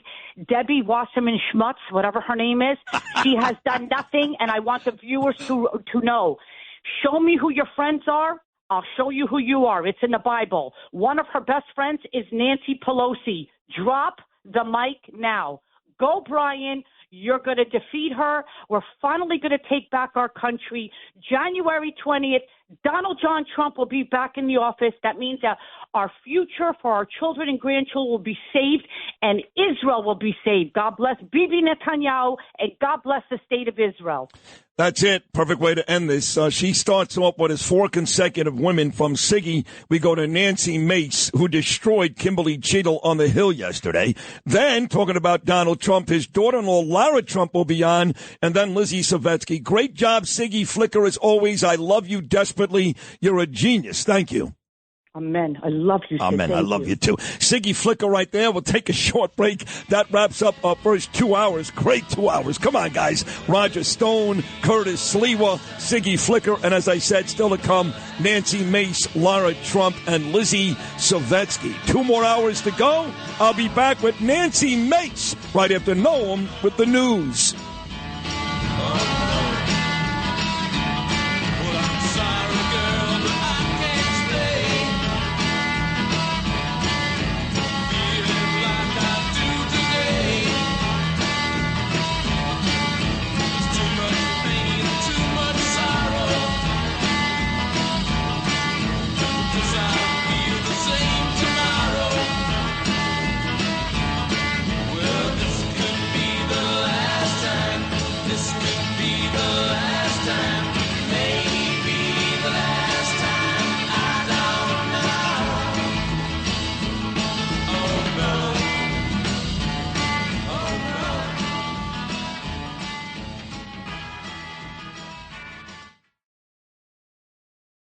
This is Sid and Friends in the Morning. Entertaining and informative. Oh, you're my best friend. 77 WABC. Okay, would you say leaking your opening statement to Punchbowl News, Politico's Playbook, and Washington Post several hours before you sent it to this committee as being political? Yes or no? I have no idea how my statement got out. Well, that's bull. So, Mr. Chairman, I would like to ask unanimous consent to enter into the record articles by Punchbowl News, Political Playbook, Washington Post, all done at 5:24 a.m., 6:12 a.m., 6:34 a.m., a solid 3 to 4 hours before this committee got your statement. Without objection, so ordered. Okay. Is the Secret Service fully cooperating with our committee? Yes. Okay. You say you're fully cooperating with this committee. On July 15th, this committee sent you a list of demands of information that we wanted. Has the Secret Service provided this committee a complete list of all law enforcement personnel that were there that day? Have you done that? Have you provided a list to the Oversight Committee? Yes or no? I will have to get back to you on that. That is a no. Have you provided all audio and video recordings in your possession to this committee, as we asked on July 15th? Yes or no? I would have to get back to you. That is a no. You're full of today. Come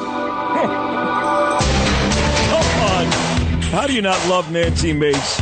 There's no way she's from Charleston, South Carolina. She's got to be from Brooklyn. She's got to be. She talks like my relative. She said the S word twice. What a week for Nancy Mace. First, Donald Trump had her speak at the convention. Then she lit the place on fire. She was the MVP yesterday. Am I wrong, Lou, or what? Right out of Brooklyn. Right out of Brooklyn. I knew you were going to say Brooklyn. It's so funny. I know, because that's how we talk. Nobody talks like that in South Carolina. Well, maybe they do. Where I don't know. have you been for the last hour? You're full of shit. Get in here. Get in here. You got stuff to do. Here she is, the star Congresswoman out of South Carolina, my dear friend Nancy Mace. What a week, Nancy Mace. What a week. Good morning. I was simply saying aloud what everybody in this country was thinking yesterday. That lady showed up completely unprepared or unwilling to answer any of her questions. And it's funny, Sid, I kind of wait to see how long it takes to get to my teenage kids. And by like 2 hours after I'd gotten my 5 minutes, my oldest kid calls me and he's like, "You destroyed that lady. How does she still have a job?" No, it's Mama. true. And, kids get it. Kids get it. And if a kid can understand what's going on in this country, as simple as that was, and that is, this is not hard. Resign or get fired or get impeached. We're going to have to impeach her. I agree, and I just wonder, though, because I like your approach, and I do the same thing here on radio. That's how I talk. That's where I'm from. I have no patience. I lose my patience. Right. But was there anybody there on either side? Because you did have bipartisan support yesterday. Heck, even Jamie Raskin. I can't stand Jamie Raskin, but he was on your side yesterday. Anybody say, "Hey, Nance, did you have to say it like that?" I mean, really, Nance, huh? Did you have to? I had one member of Congress who quoted me, on the BS stuff, but he's like, "But I didn't. You didn't have to use that language." I was like, "No, I did, because this is a moment in time where we have to hold people accountable, where we have to tell the truth, and we have to be honest, no matter how difficult it is." And there were victims at the rally. One gentleman lost his life. 2 others were injured, and there's been no accountability here, no responsibility. And those were patriots. And Donald Trump, of course, took a bullet for our country. And this woman should stand down. She should resign, just like the Secret Service director did when Ronald Reagan was shot. But this is an administration that is complete with failure. There's lying, there's denying, and there's never anyone getting fired. Can I ask you this? I had Roger Stone on. I know you know Roger last hour. And Curtis C. was on with me every day. I love Curtis. And they are convinced, and many others are too, but this was an inside job, that the reason why Kimberly Cheatle can't answer any questions is because a lot of people, call them conspiracy theorists, call them what you want, but a lot of people really believe that the Secret Service wanted Donald Trump dead, and that there's a few of those guys who did nothing to stop it. Do you think that's a bit much, or are you guys implying that too? I know I'm not going to delve into conspiracy theories. That's not my thing, but I will tell you, it was her body language and her overly defiant responses were very odd to me. Who was guaranteeing she doesn't get fired? It seemed so crazy to me that she shows up to our committee as defiant as she was, not willing to answer any of our questions. And I actually talked to Oversight Committee leadership yesterday, and I was like, look, this is contempt of Congress. I mean, this is contempt of Congress. This is high crimes and misdemeanors. This is impeachable, dereliction of duty.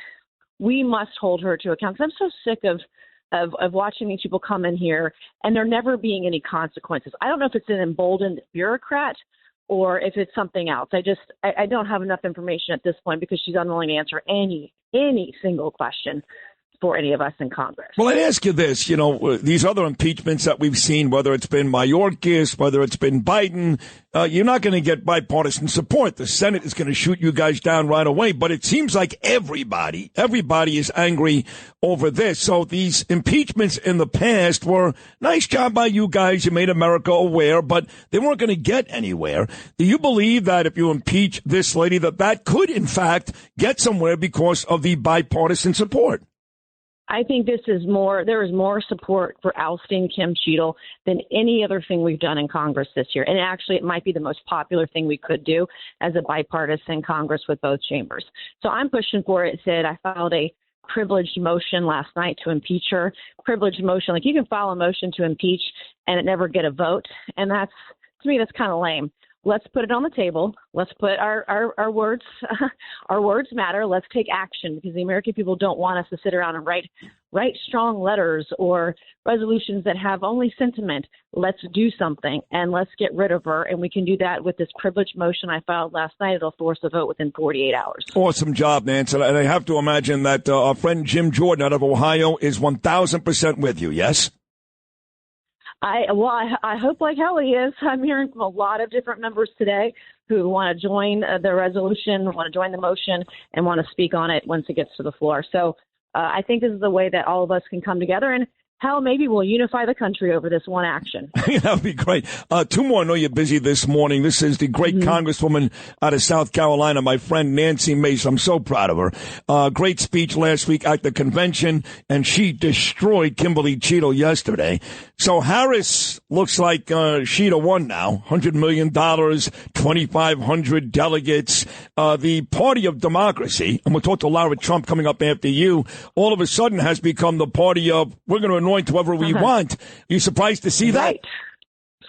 No, not at all. It's been the party of hypocrisy for the last 2 years. Everything they've been preaching to the American people that is wrong, they've actually been doing. And, the assault on democracy, the attack on democracy, that's the left. That's what they're doing. This is literally, an anointment, you said.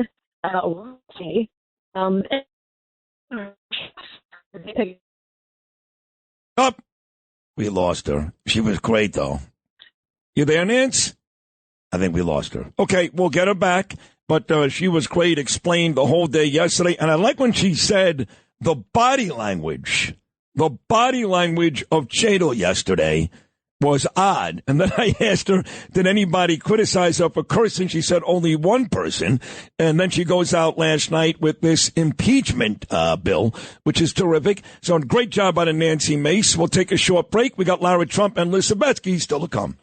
Faithful and another river full. Yes, and I'll make it all worthwhile. I'll make your heart smile. Strange love, strange eyes and strange love, strange love. That's how my love goes. Strange love. Will you give it to me? Will you take the pain? I will give to you again and again. Will you return it?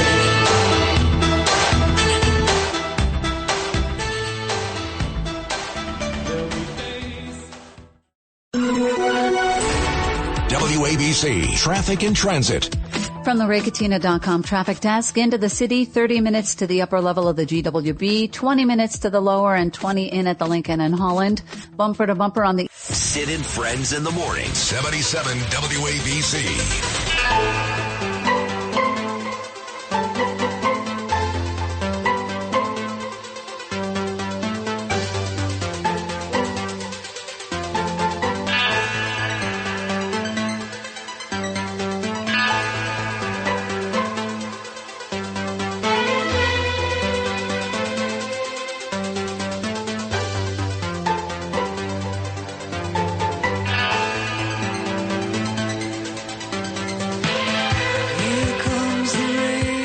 Well, she right about this, Annie Lennox, the Eurythmics. It is raining right now here in New York City. Here come the rain again.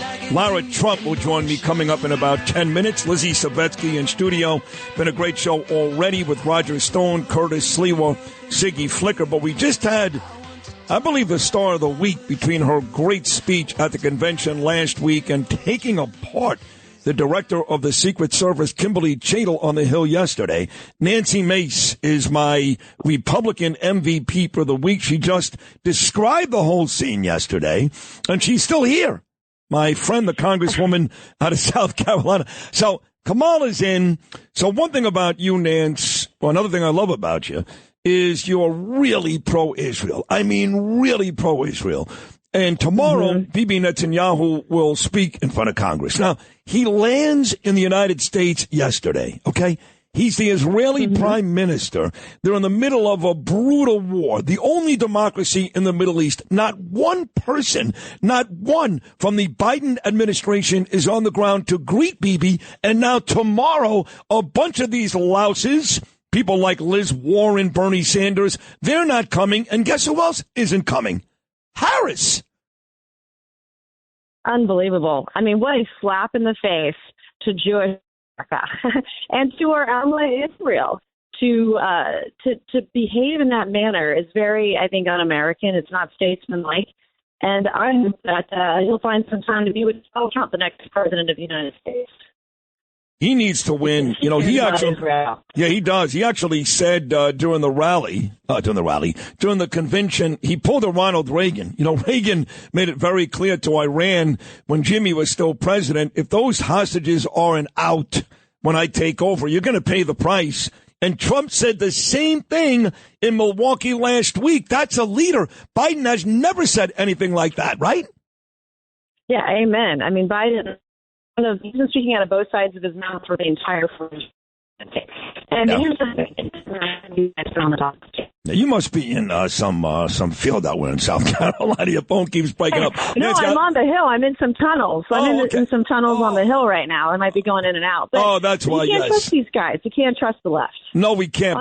No, we can't. But we can trust them. We'll let you run because you are in a difficult spot. The Hill, I know, has. I remember trying to call Danielle one night from Capitol Hill, and I couldn't get it done. So that is the great Congresswoman Nancy Mace checking in with us this morning again. What a tremendous job with Kimberly Cheatle yesterday. We'll take a short break, and once again, Lara, Trump, Lizzy, Savetsky, more to come. And remember, folks, what I've been saying all morning long, for all you morons out there all over Facebook and Instagram and Twitter and TikTok and wherever else you spend your time, Snapchat, I don't know. For all you people saying, I'm with her.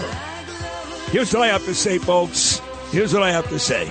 If you're with her, you're not with me. Let me say it again.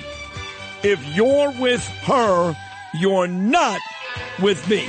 Lara Trump, coming up. Raining in my head like a tragedy, tearing me apart like a new emotion. I want to breathe in the open wind. I want to kiss like lovers do. I want to dive into your ocean. Is it raining with you? So baby, talk to me like lovers do. Walk with me like lovers do. Oh, you're my best friend. This is Sid and Friends in the morning. From my friends. 77 WABC. Well, it may not be a surprise that I actually had a very different speech that I was prepared to give up here tonight. That all changed at 6:11 on Saturday evening. Nothing prepares you for a moment like that. Our family has faced our fair share of death threats, mysterious powders sent to our homes, tasteless and violent comments directed towards us on social media. But none of that prepares you as a daughter-in-law to watch in real time someone try to kill a person you love. None of that prepares you as a mother to quickly reach for the remote and turn your young children away from the screen so that they're not witness to something that scars the memory of their grandpa for the rest of their lives.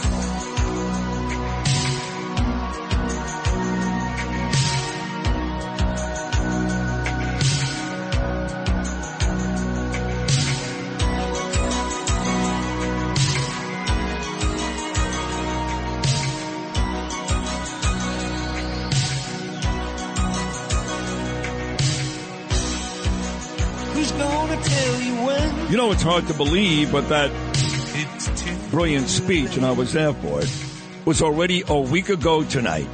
A week ago tonight. This news cycle is insane. A week ago tonight, Lara was up there on stage. We were just 3 days removed as she talked about a would-be assassin trying to kill her father-in-law, my friend. And now 6 days later, we're talking about a brand new candidate. It's just, this whole year has been insane. Lara, of course, is the co-chair of the RNC. And what a week they put on in Milwaukee a week ago. More importantly, she's my dear friend, and at times, and don't ask why, it's none of your business, my therapist. Lara, that's fair to say, no? We all need it. We all need someone like that, Sid. There's no doubt. Yeah, So I mean, I'm happy to play the part. If I had $1 every time Lara said, it's okay, it's good, I'd be a millionaire.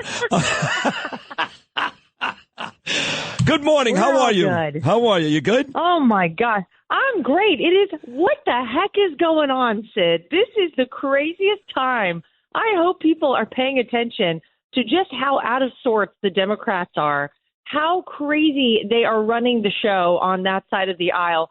I would love to talk to somebody who actually feels like they need to cast a vote for these lunatics. And I don't know any other way to put it. These are people, Sid, who are happy to lie to you for years now about Joe Biden. Kamala Harris, man, if you want to run back the tape on her, Joe Biden is fine. He is alive and well. He is fit for office. Lie after lie. And then whenever they realized, oh, he probably can't beat Donald Trump, they had to usher him on out. And the only thing they're left with now is Kamala Harris. Now they got to sell her to the American people. Wild times. My gosh, I don't even know what to say. But there couldn't be a stronger contrast, Sid, as you pointed out.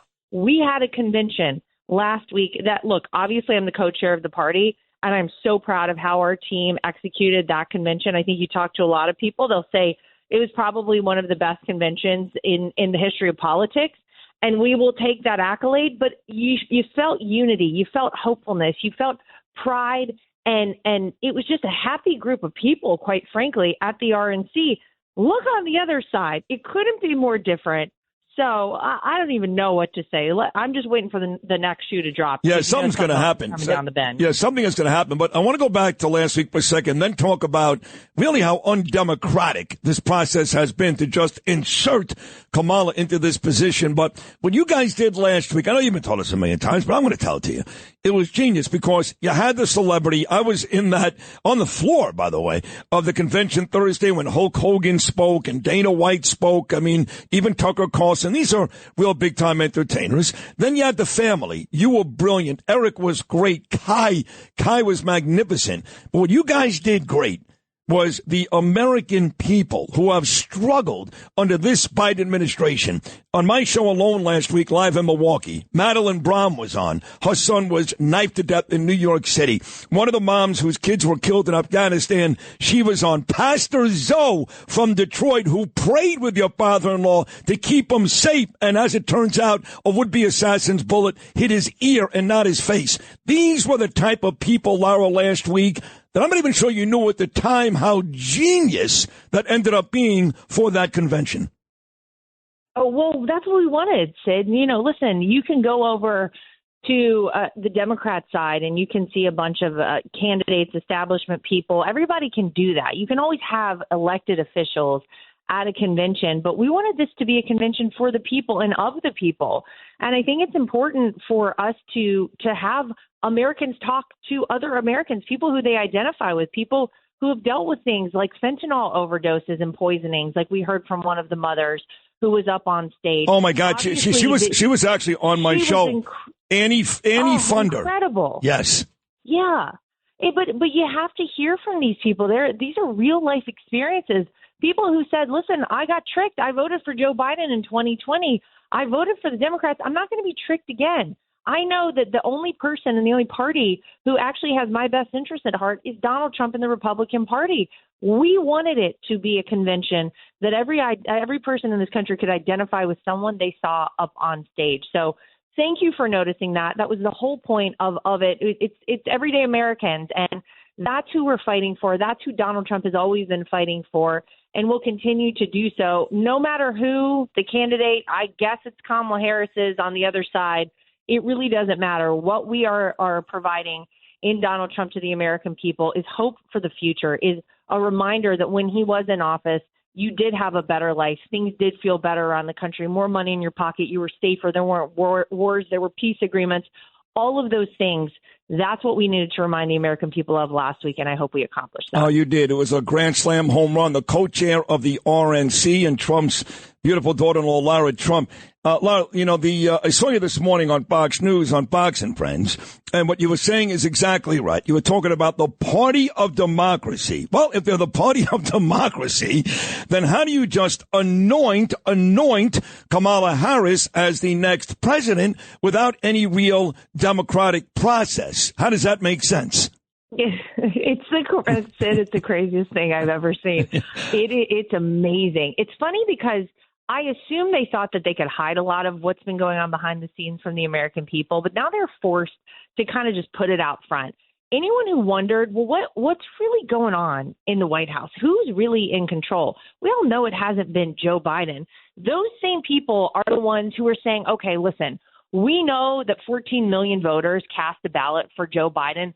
We don't care. We're going to force him on out of the race. And instead of doing anything where the people are actually represented in a vote to choose the person for whom they would like to vote in the actual presidential race, we're just going to go right on past that. We're just going to say, you know what, it's going to be Kamala Harris. And the thing is, they actually got themselves backed in a corner here. Remember why they said they were choosing Kamala Harris. Not because she was greatly qualified for the position as vice president, and all you have to do is look at what she's done as vice president, which is zero, to know that she never needed that position. She was never qualified for that position. They said, look, we're going to choose her based on how she looks, based on our DEI hiring, based on all of that nonsense. And now they're stuck with Kamala Harris. They have to run her. They are forcing her on the American people. And now they have to do a bunch of jazz hands. That's what we call it in the dance world, where you're like, oh, look over here, not over here, to convince the American people that somehow this is going to be a great candidate. The process should be, Sid, that we, the people, vote on whoever it is that we want to represent us in Washington, D.C., from the House to the Senate to the President of the United States. That's how the process is supposed to work. They thwarted the will of the American people, and they've gone ahead and plugged in Kamala Harris. And it's disgraceful. And it just goes to show you that these people actually don't care about how America is supposed to function and our processes as they are supposed to go here in this country. They just want to go ahead and just cram on in whatever it is that they need so that they can retain power. And it's disgusting. Agreed. Well said. But it does make me a little nervous because Biden, off the debate performance, was done. Finished. It was clear he couldn't govern this country. And I think that your father-in-law would have smoked Joe Biden. Now, you know what they're going to do? They're going to make Kamala into Martin Luther King with female anatomy. She's going to be the greatest thing ever. Despite being a horrible vice president, maybe the worst ever, not a very good senator, a really, you talk about a backstabbing AG, they're going to make her the next great thing. She's young. She checks two boxes. Lara, she's black and a female. And I hate to say this, but I'm a little more concerned going up against her than I was Joe Biden. What do you think? Well, here's what I'll say, and I said this on Fox this morning, too. Let's let Kamala actually become a known commodity to the American people. That's actually the thing about her. They know she's the vice president. She was a senator from California. Remember, this is not like a Joe Manchin, West Virginia Democrat. This is a California Democrat. She was one of the most radical Democrats in Senate whenever she was a United States senator. Very, very far left in her policies. But let's let her speak for herself, and let's let the American people get to know who is Kamala Harris?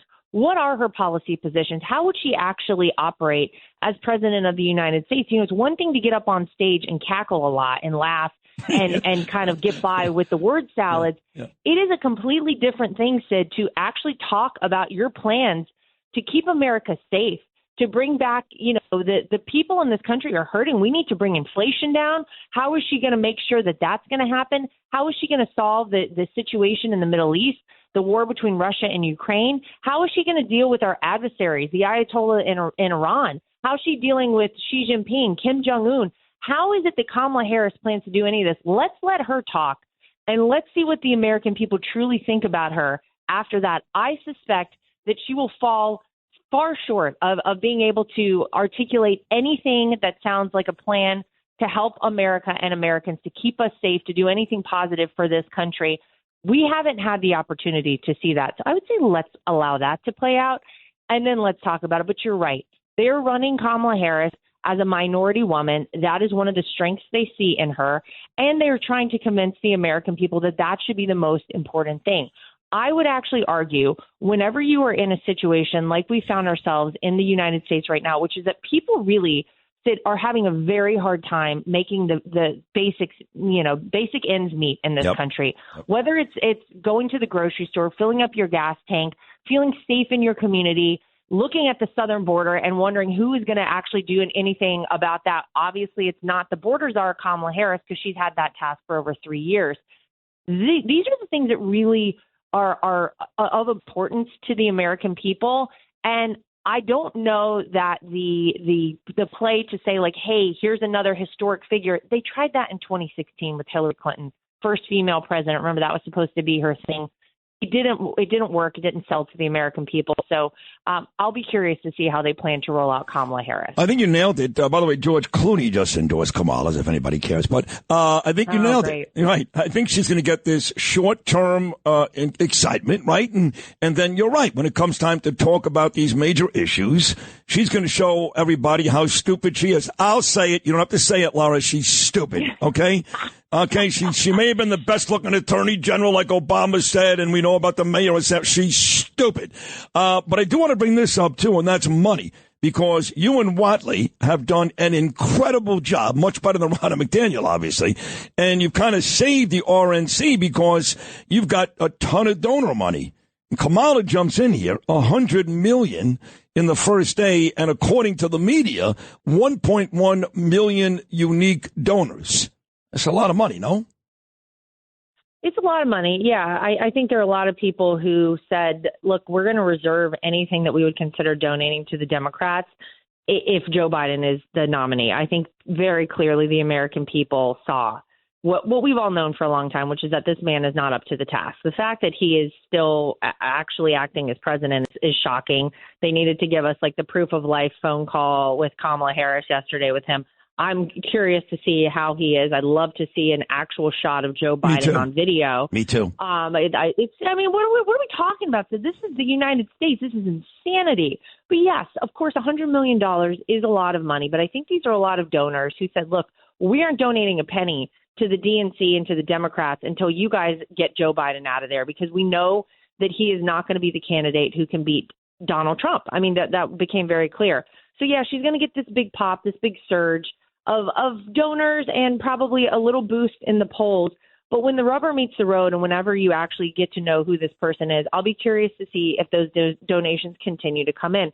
Let's think about something that I think every American would like to see. A head-to-head with Donald Trump and Kamala Harris on a debate stage. Sid, imagine it. If you thought popping the popcorn for June 27th was something that was fun, oh, my gosh, get ready. Pull out all the stops. Sit back, get the recliner out, because I'm ready for that one. It's going to happen. It's got to happen. He's going to kill her. It's got to happen. Please tell me it's going to happen, please.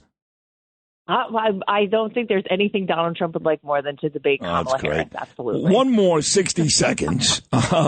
You guys were amazing in Milwaukee. Again, just 2 days after your father-in-law, who I know you love him so much, he was nearly murdered in front of millions of people watching that day, all around the world. And the more we look into this, the more we see how Secret Service has really screwed up, Lara. I mean, really screwed up. Nancy Mace was on right before you, and she just took Kimberly Cheatle apart yesterday. Watching Cheatle yesterday and knowing how close your father-in-law, my friend, was to dying last Saturday, what were your impressions? I think what we saw from the director of the Secret Service yesterday was an absolute disgrace. I mean, you're exactly right. My father-in-law almost got murdered. And this woman came out and sat in front of Congress and had no answers to anything. How do we know that he is safe right now? This is completely and wholly unacceptable. And why is it, Sid, that this woman is insisting on remaining in her position any person with a little bit of dignity would have resigned. I was utterly shocked. I'll be honest with you. I watched a lot of that in real time yesterday. I could not believe what I was seeing and what I was hearing, or the lack thereof. There is zero accountability. No one has any answers. And unfortunately, Sid, it just plays into the hands of conspiracy theories. It makes you wonder, well, what is going on? How on earth was this allowed to happen? How is it that we don't have any answers? How is it that members of the House of Representatives can't even get a straight answer from this woman? This is insane. I am disgusted by all of this. This woman should resign immediately. We need to put confidence back into the United States Secret Service. I'll tell you, some of these men and women I've gotten to know very well. We had a detail for 4.5 years. They are the most selfless, hardworking people you will ever meet, but they need good leadership at the top. And what happened in Butler, Pennsylvania, never should have happened. It was completely preventable. And this woman is a disgrace to herself and the office that she holds. Well, Lara, that's another amazing appearance. Congratulations again. I really enjoyed Milwaukee last week. 4 nights of just absolute great speeches. Like you said, the unity.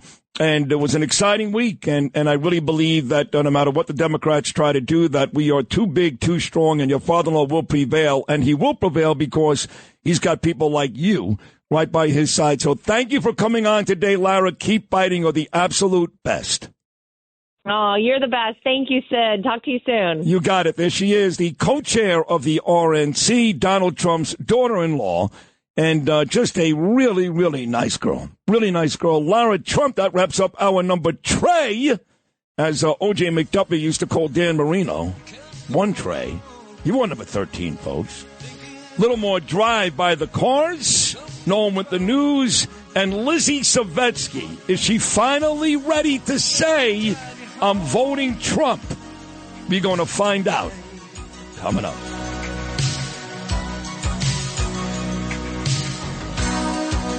Who's gonna pick you up when you fall?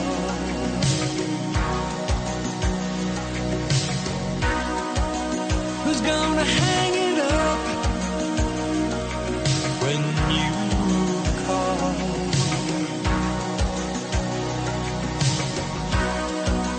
Who's gonna pay attention to your dreams?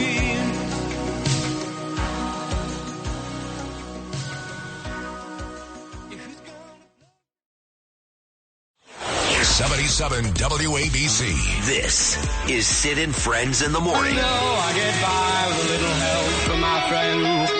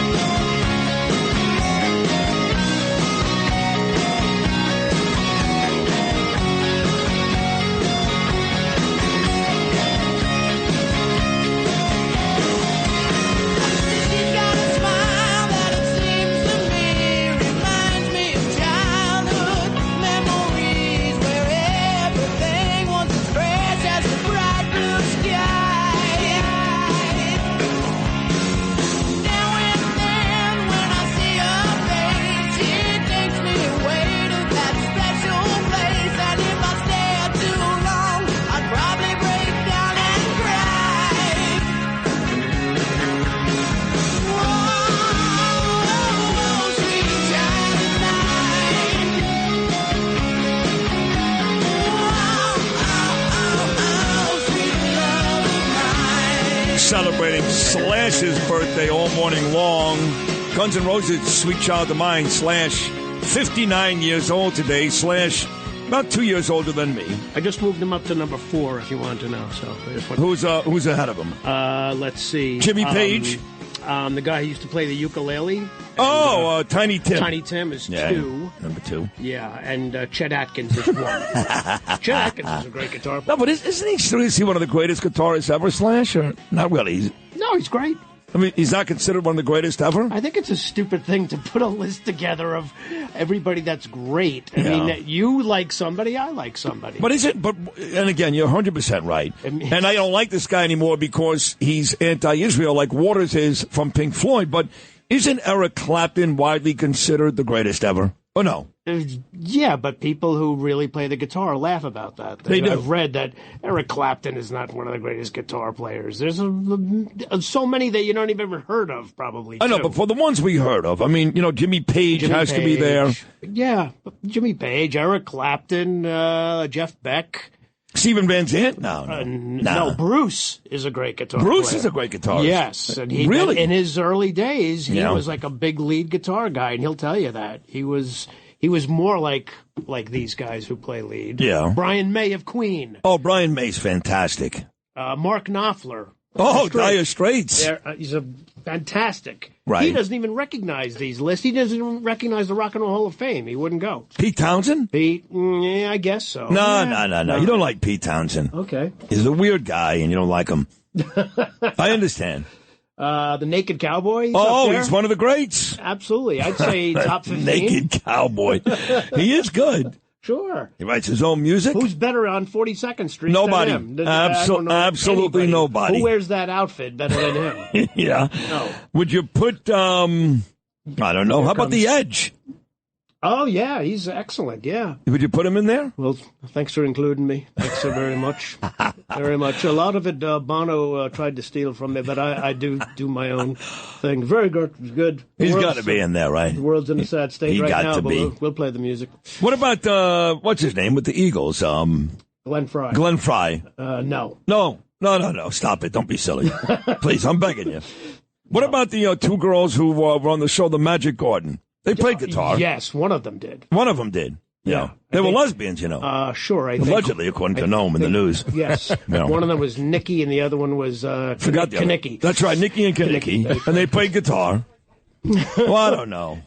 Here comes the magic lizard coming up. Well, you had Sherlock. Sherlock was he was the squirrel, right? Wasn't it Sherlock? And you had the Laughing Patch. Sure. Remember the Laughing Patch? Laughing Patch.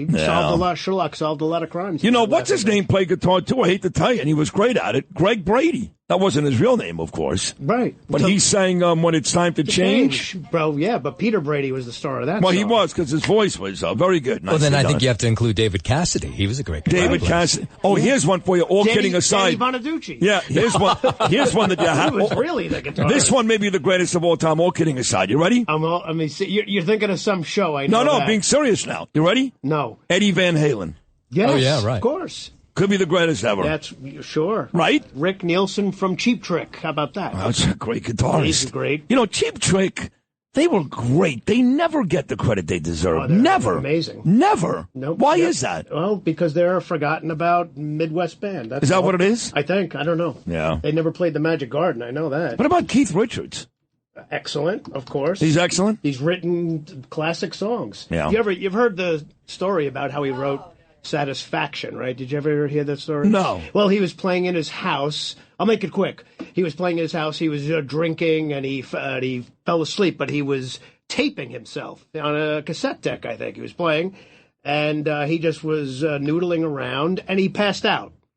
But he knew he knew he had some song, and he had recorded it, though. So when he went to the tape, it was the chords from Satisfaction. You're kidding? Yeah, that's a great story. Yeah, so he had it. But if you didn't record himself, he probably wouldn't have been able to remember. And that's the basis of a lot of Rolling Stones songs. Right. One more for you. Okay. This comes from Colleen Smith. Here they come. Now you're going to get this is a good one. This is a good one. Okay. Nassau County Police, Colleen Smith, she says, what about Prince? Oh, yeah. Excellent. Stole the show at the Rock and Roll Hall of Fame. He really did. And he was on stage with like 5 other great guitarists. Hall of Famers. Yes. What about Carlos Santana? Excellent. Well, that's another good one. Yeah, sure. Great one. Great one. Oh, yeah. What about B.B. King? We forgot about him. Awesome. Well, you can't go wrong there. Yeah, absolutely. Right. He didn't sing and play guitar at the same time. He wouldn't do that? No, he couldn't do it. He couldn't do it. So Not true, but even when he did the song with Bono, When Love Comes to Town, he would stop playing, sing a chord, then he would start playing again. Yes. Right.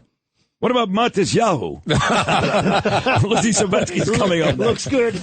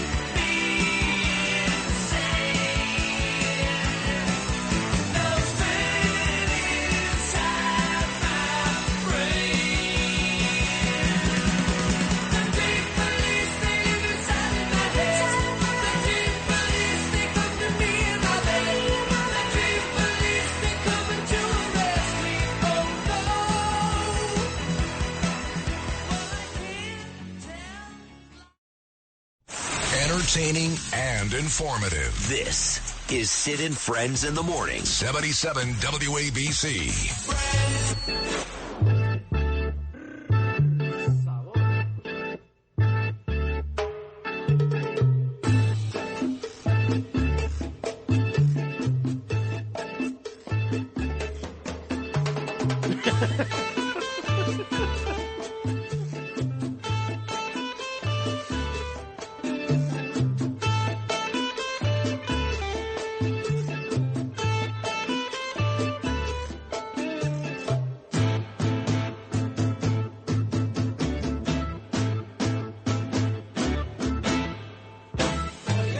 Santana. Oh, it doesn't get much better than this now, does it? We missed some big ones. Oh, who else did we miss? We missed probably the greatest musician I've ever seen. What? Live. Hold on. Give me the initials. SV, as in Victor. Oh, I got it. Did I say it to you already? You No. never said it. Okay. But I already got it. No, you don't. I don't? I'm going to think that you don't have it. Yeah, who is it? He's actually got three names. He's got Stephen Van Zandt.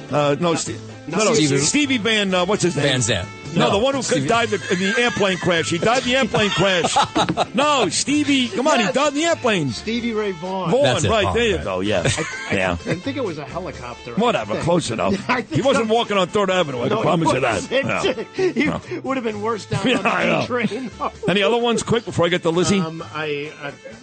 That's a big one. That's the biggest one, because that's the a big greatest one. I've That's a big one. Oh, what about Jimi Hendrix? Oh, my God. He was a pretty good guitarist. Now, he's always listed as the number one Number one? Yes, yeah, I can see that. Right. I just thought of Jimmy. So, Lizzy reminds me now the first time I was on Howard Stern's show. I remember, it was like 2007, I think. I don't know. Are we on the air? We're on the air. Don't worry. And I showed up at Sirius XM, and I was scared to death. So let me just tell you, we've had a great show today. We started with Roger Stone. We had Curtis Sliwa, Siggy Flicker, who likes Lizzy. We had Nancy Mace. We had Lara Trump. Been a great show. Oh, good. Someone likes me. Somebody does like you, yes. 3 people. Her, me, and your husband, Ira. Oh, that's good. So, sometimes. You guys know for days I've been killing Noah Tishby. She demands a lot of money. I don't care about that. That's fine. She gets paid. She's a social influencer. But she was on this show not that long ago talking about how Biden is a real Zionist. I let it go. But then when Biden stepped down on Sunday, Tishby Noah Tishby came on your show? Of course he did. Oh, I didn't know that. It was a day She's a after. good friend of mine. It was the day after I was thrown out of the State of the Union in Washington D.C. Oh, yeah. So I played the quote. In fact, play it for Lizzy. Play the Noah Tishby quote live on this show, and then she did the same thing on a Facebook post 2 days ago when Biden decided to step down. I love Noah, and I understand we don't all see eye to eye. Well, play this first. You're much nicer to Noah than I'm going to be. Here you go. Noah Tishby is here. I find, Noah, that there's a huge inconsistency from our own government and our own media about what happened in Israel and what's going on right now. So first of all, yes, I do appreciate President Biden and everything that he has been doing for Israel. I think what's the good thing, and I understand your politics, but this is above politics, and President Biden he's an old school Zionist. He is a Zionist. He understands, like you, like me, that Zionism is the Jewish people's right to have a state, nothing more, nothing less. And the world have taken the word Zionism and basically turned it into a curse word. So just for that, even if you don't like his politics, personally, that is something to be appreciative of. Okay, so you couldn't be further from the truth. And you're not that far removed, Lizzy Savetsky, who I believe you're my favorite social influencer. You are not that far removed from killing Joe Biden on Instagram after he decided to stop delivering Israel the bombs they need to defeat Hamas. Is that not true? I very much came out and condemned that, and I think his messaging was not only damaging to Israel, but to the Jewish people in our country. That said, Noah is a good friend of mine, and I think in this space we have differences of opinion, and especially as the Jewish people, we're not all going to agree. Fine. You don't have to attack Noah. I'm not going to bully her because she doesn't agree. You don't have to attack Noah. Leave Noah out of it. Fine. Okay, just answer my question. Biden, is he a Zionist? Is he good to Israel or not? He says he's a Zionist, but I think that his messaging and his stance was not what I would call a strong support of Israel. That's all. Perfect. You're being nice. Your Instagram post was a lot tougher. Well, so you softened. I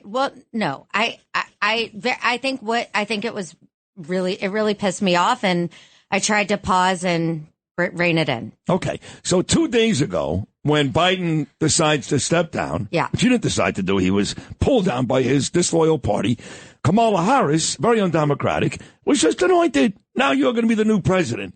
And you were texting me. And whatever you said about Biden was nursery rhymes compared to what you said about Harris. And on Instagram yesterday, again, publicly, you can go see it. You destroyed Harris. You've lost thousands of Jewish followers for telling the truth. Yeah, it's been a mass exodus of followers since I called out Kamala. And I think that we have to be able to call out whatever we see that's damaging, especially as a public person who cares deeply about the future of the Jewish people in this country. And it's not looking good for us. But just today, Donald Trump Jr. announced that he's doing an event with Candace Owens, and I called that out too. I'm very upset by that. I don't like her either. I'm with you. I'm actually used to love Candace Owens. She's disappointed me, but she's a nobody. And it's Donald Trump Jr., not the president of the United States. Well, Kamala's running for president. Why don't you tell the people what you said about Kamala on Instagram? Well, it's funny because I called her Kamala and people yelled at me. It's Kamala. Apparently rhymes with Mamala. And I said, I'm sorry. So I'm not Jewish. sorry for mispronouncing her name. Whatever. No. But, she has said and done things that have been very questionable. She has conflated anti-Semitism and Islamophobia. Every time she talks about anti-Semitism, she can't finish the sentence without mentioning Islamophobia. And who were the victims on October 7th? The Jewish people. They were the people that were targeted. And granted, there were people from all different races, religions, ethnicities that were harmed by October 7th, but it was the Jewish people who were the targets. And I find that highly offensive. She's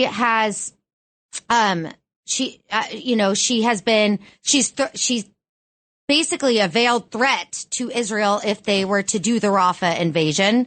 How are we supposed to finish Hamas if we don't go into Rafah? Not only that, but correct me if I'm wrong, but on Father's Day, just last month, did we not bring home 4 hostages we did, from Rafah? Yes. That never would have happened. It was up to Kamala Harris. Well, I think they were in actually Khan Yunis. But yes, there were hostages in Rafah that we rescued. Yeah. And we would not have been able to rescue had we not gone in.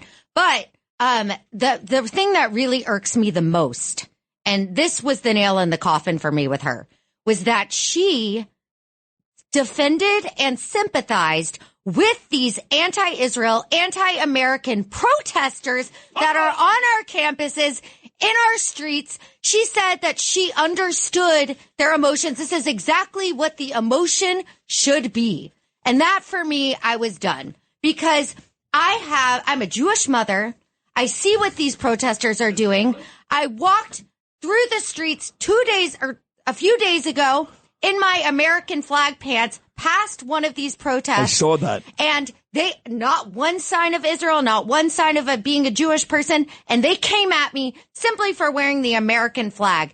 And if you're going to defend that, then I don't think you should be the leader of this country. Well, let's talk about America, because people go, all you and Lizzy care about are the Jews. You're right. She did all that. How about this? How about during the very violent summer, the George Floyd, another scumbag. He shouldn't have died, but he was a scumbag. During that summer of 2020, when you were living here in New York City, you remember how dangerous... I was living in Dallas at the time, but I was following everything very closely. Okay. And I know that she became very soft on crime, raised money to She bailed them out! Yeah, raised money to let... And one of them, I believe, went on to murder someone, one of the people she let out. Yes! So as a mother in New York and in this country, crime is something that I'm very concerned about in the streets, and that is another issue for me with the Democratic Party and with her personally. Okay. So let's go back to the beginning. You're great today, by the way. You're fired up. Well, I love it. I'm angry. You're angry. But I'm also... Stay angry. Stay pissed. It's great. It's perfect. So you were angry at Biden a couple of weeks ago on Instagram.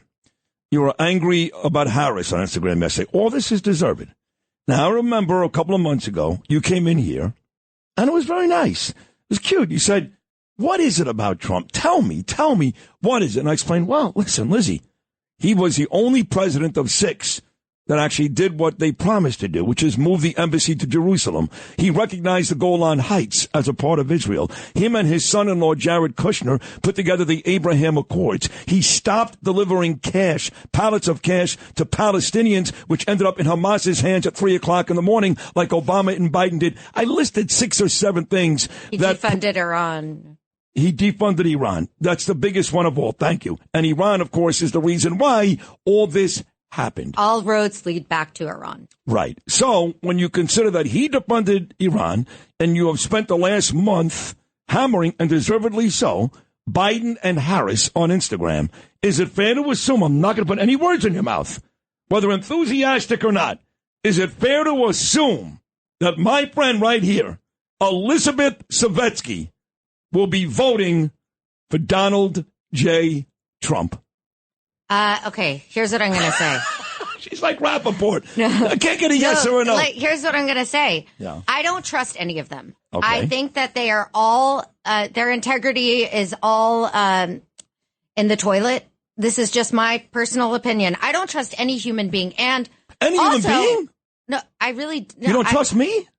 I mean, I trust you. You'd throw me under the bus in a second if I said something. No, you wouldn't. I'm different. Let me tell you something. People wanted to kill you on this show, not literally. I know. And Louis, you had my back. Did I not defend her time and time again? I love you. I love you, Sid. Here's what I'm going to say. I'm listening to Lizzy. She could have a point. Okay.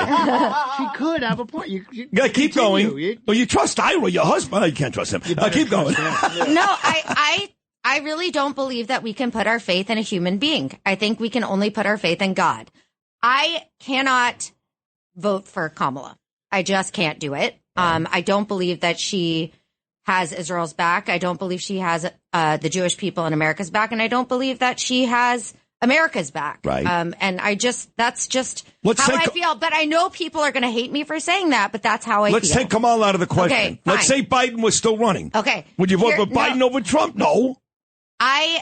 Trump almost just got assassinated, and we just don't know what's going to happen. I will say, watching the RNC, yeah. I felt so supported. Hearing the calls for the hostages, so supported. Hearing the constant calls for bring them home, seeing the hostages. And whether they were selling me a bunch of lies, okay, but I'm saying even if they weren't, I felt supported, and that is something that has been missing for me for a long time. Right. And so you're making my case. You're just making my case. Okay, so yeah, I think whatever I do in November, I'm going to go into the little voting booth. I'm going to feel bad about no matter what I do. Right. And I'm going to then put the hands up and pray to God that I don't regret whatever choice I made. Right. And F it, MAGA 2024. So that's it. That's Trump. MAGA 2024. You just heard Lizzy Savetsky say MAGA 2024. And we can only pray. So I got you there. Me and Ira, and really the Democrat Party. I'm shaking. Sid. I know I can't you believe I just said that. This is the greatest thing ever. I have so many problems with Trump, I just want to say, but this is the only choice for me. Only choice. Let me go someplace else now. Thank you for doing that. I'm serious. That showed a lot of... Look, they're even applauding. Look, James flipping. Look, come on out. Everybody's giving it. No, that take a lot of courage. Oh, my God. And Lizzy, by the way, all of you people friends. listening, you better go follow me on Instagram because I'm experiencing a mass exodus right now of all of the Jews who hate Trump. That's fine. Now you'll get all the Jews that love Trump, and you just did something so courageous. I mean that. And I'm waiting for Michael Rappaport down in Dershowitz to do the same thing. But I want to go to another guy. Congratulations. Oh my I want to go to one more guy. guy. Throw up. One more guy. I don't feel good about it. I'm just saying. You don't have to feel good about it. I don't feel good about it. You can throw up all over yourself. Okay. Just make sure you pick the right guy. I don't like our choices, but we have to make them. Thank you. There's one more guy. Let me remind you. You're only about a month and a half removed from doing a video, and the video was great. You looked great. You sounded great. It was terrific. It was not long after. You're going to try to get me to talk about the mayor now? Play this cut, please, if you don't mind. Play this. I think that she is the voice that the party needs right now. Of that, we're hemorrhaging African Americans, we're hemorrhaging Hispanic voters, we're hemorrhaging those working class people. Oh, keep going. Oh, there's more. He says that she's the voice. She's what we need, according to. And I've been killing Adams for a while. As a friend, much closer than you've ever been with Adams. Much closer. I'm done with him. He says she's the voice we need. She's the right person, Kamala Harris. So now, how do you feel about the mayor? Look, the mayor has said all the things I wanted to hear as a Jewish person. What has he done, though? With Israel. What has he done? Because Biden said nice things, too. Yeah, and look, I consider Mayor Adams to be a friend, and they've always, anytime I've expressed concerns, they've always, got me on the phone with the chief of police. Very good like that. Very good. And been amazing. And, I don't feel comfortable trashing Mayor Adams. You have to trash him. You can criticize without. And I support, I support a lot of things about him, but yes, our city is a mess, and it's not all his fault. Yeah. I think that there's a lot of blame to be laid on city council. I don't like what he just said, what you just played me. Yeah, that's why I played it for you. Yeah, I don't like it. Because if I didn't play that for you, you wouldn't hear it. I don't like it. Okay, so I'm not here to destroy all your, prior beliefs or make you feel badly for people that you liked. I liked Eric. I don't dislike him as a person. He's just full of it. He does nothing. And he endorses all the people that hate us. But he shows up at Nova wearing a nice suit and says nice things to you, and then he goes, I love Kamala. Well, wait a second. But I think she that doesn't we like have the to Jews. give credit to him for doing that, because a lot of people in his party wouldn't have shown up at Nova. He's a phony. So what? He wants a Jewish vote. I don't know. I mean, well, you do know. I know. I know a lot of the issues that we are seeing in the city are not his fault too. I agree with that. Yeah, of course not. A lot of the issues in the city are the guy that he endorsed before Kamala did yesterday, Joe Biden. He referred to himself as the Biden of Brooklyn. You know that. Listen, what's he supposed to do? He's a Democrat. We're supposed to do what's right. Supposed to do what's right.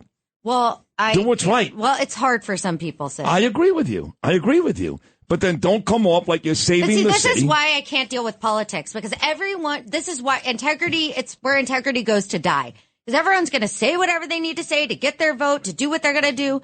It's very upsetting to me. And, I don't really care if you're right, left, or in the middle. Yeah. Until they hurt the Jewish people, you'd care. No, I'm saying, if you hurt the Jewish people, I'm going to call you out no matter where you stand, no matter what you do. Yep. Because I stand on my morals. Yes, you do. But I think that most politicians struggle with that because they're like, well, I'll just get the vote and then I'll do what's right. 100% true. 100%. And I don't trust Trump. I'm sorry. I don't trust anyone. But you're voting for him? I'm voting for him. Okay. And do you trust If he's alive, if they don't assassinate him. Well, God forbid. Do you trust Bibi? Listen. There's no right or wrong answer. I'm just asking you. I don't know. I don't know. I don't. But I'm not. Why don't you trust Bibi? You know what? Listen, it's not fair for me to comment on the Israeli government. I'm an American Jew. I support Bibi 100% no matter what, because he is the leader of my homeland. Do you think Kamala should be there tomorrow when he speaks in front of Congress? That was another nail in the coffin for me. I think is absolutely. And it only validated and reaffirmed the video that I made yesterday. I am so upset that it's such a slap in the face. And no matter who the leader is of our only real ally in the Middle East, she needs to be there. She needs to be supporting him. You realize, I don't think you realize, I'm going to tell you something right now. These last 14 minutes was the greatest of your career so far. The greatest. Because, I'm being serious, you were in a very uncomfortable spot. You said some things that ideally you'd rather not say. But because of how you feel about the Jewish people, New Yorkers, you felt compelled to say it, which showed a lot of courage. See, this to me is I hope I don't what's great about radio. I'm sure I'm going to have some remorse. So after what? This. Oh, remorse? Maybe just a little bit of a hangover from you will. truth You will. blasting. And then you're going to hear from people and you get angry and upset. I tell you not to do that. Right? Last week I told you don't worry about these animals because they send you things and you get upset. I get stuff all the time. I get death threats all the time. I do too, but that's different. It's different than when your own people start attacking you. Your own people? Let me tell you something, okay? I love the Jews. I'm there with you, fighting every day. Jews are our own worst enemies. Some of them are animals. Yeah. They're animals.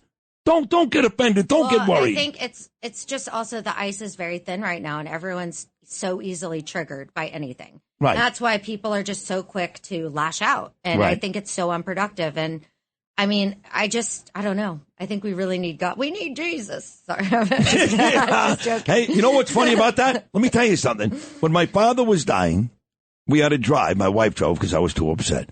From Charlotte, North Carolina to New York. He was in a hospital in Westchester. And I saw a billboard of Jesus. Swear to God, I was sitting in the passenger side crying. And it said, Jesus will save you. And I looked at the billboard and I said, hey, if you can help me. I grew up in the Bible Belt. Yeah, I said, if you can help me. And my father survived. Jesus, take the wheel. Take the wheel, baby. I don't care who it is. Now, I believe in Hashem, obviously. Hashem, but my father did survive. Talking about Hashem, you're going to Israel tomorrow for 3 weeks. Tell me about that. Yeah, I'm going to Israel for 3 weeks. I have, the last time I was there was with my whole family was on October 7th. Barely got out on the evening of October 8th. And so I wanted to go back with my family. This was like a very important trip for us because my kids were pretty traumatized after leaving. I had my 11-year-old daughter asking me what rape is. Oh my God. She was hearing about that and having to have, so I want them to love Israel. We're going to do a lot of community service. We're going to be doing a lot of educational content while we're there. But my main goal with this is to just have my family enjoy Israel and love Israel. Pat Russo, great cop, says, Lizzy, that was great radio. Plus, it was good for the future of our country. The only reason that I made the decision, and I knew walking in here I was probably going to say it. Now she's going to walk it back. No, I'm not walking it back. The only reason I'm actually going to double down.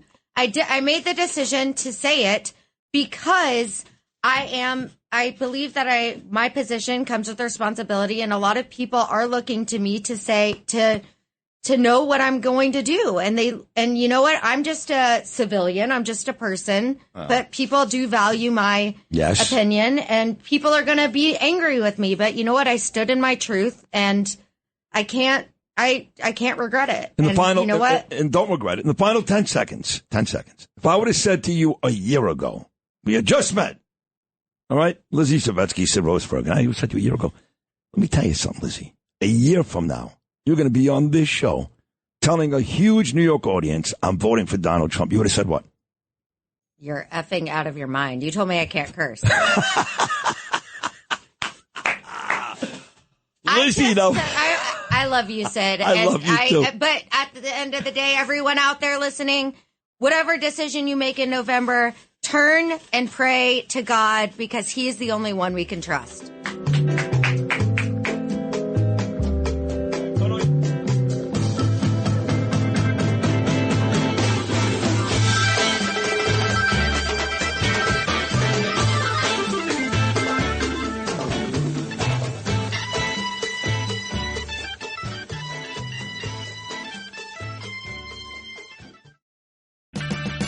Is your vehicle stopping like it should? Does it squeal or grind when you brake? Don't miss out on summer brake deals at O'Reilly Auto Parts. O'Reilly Auto Parts.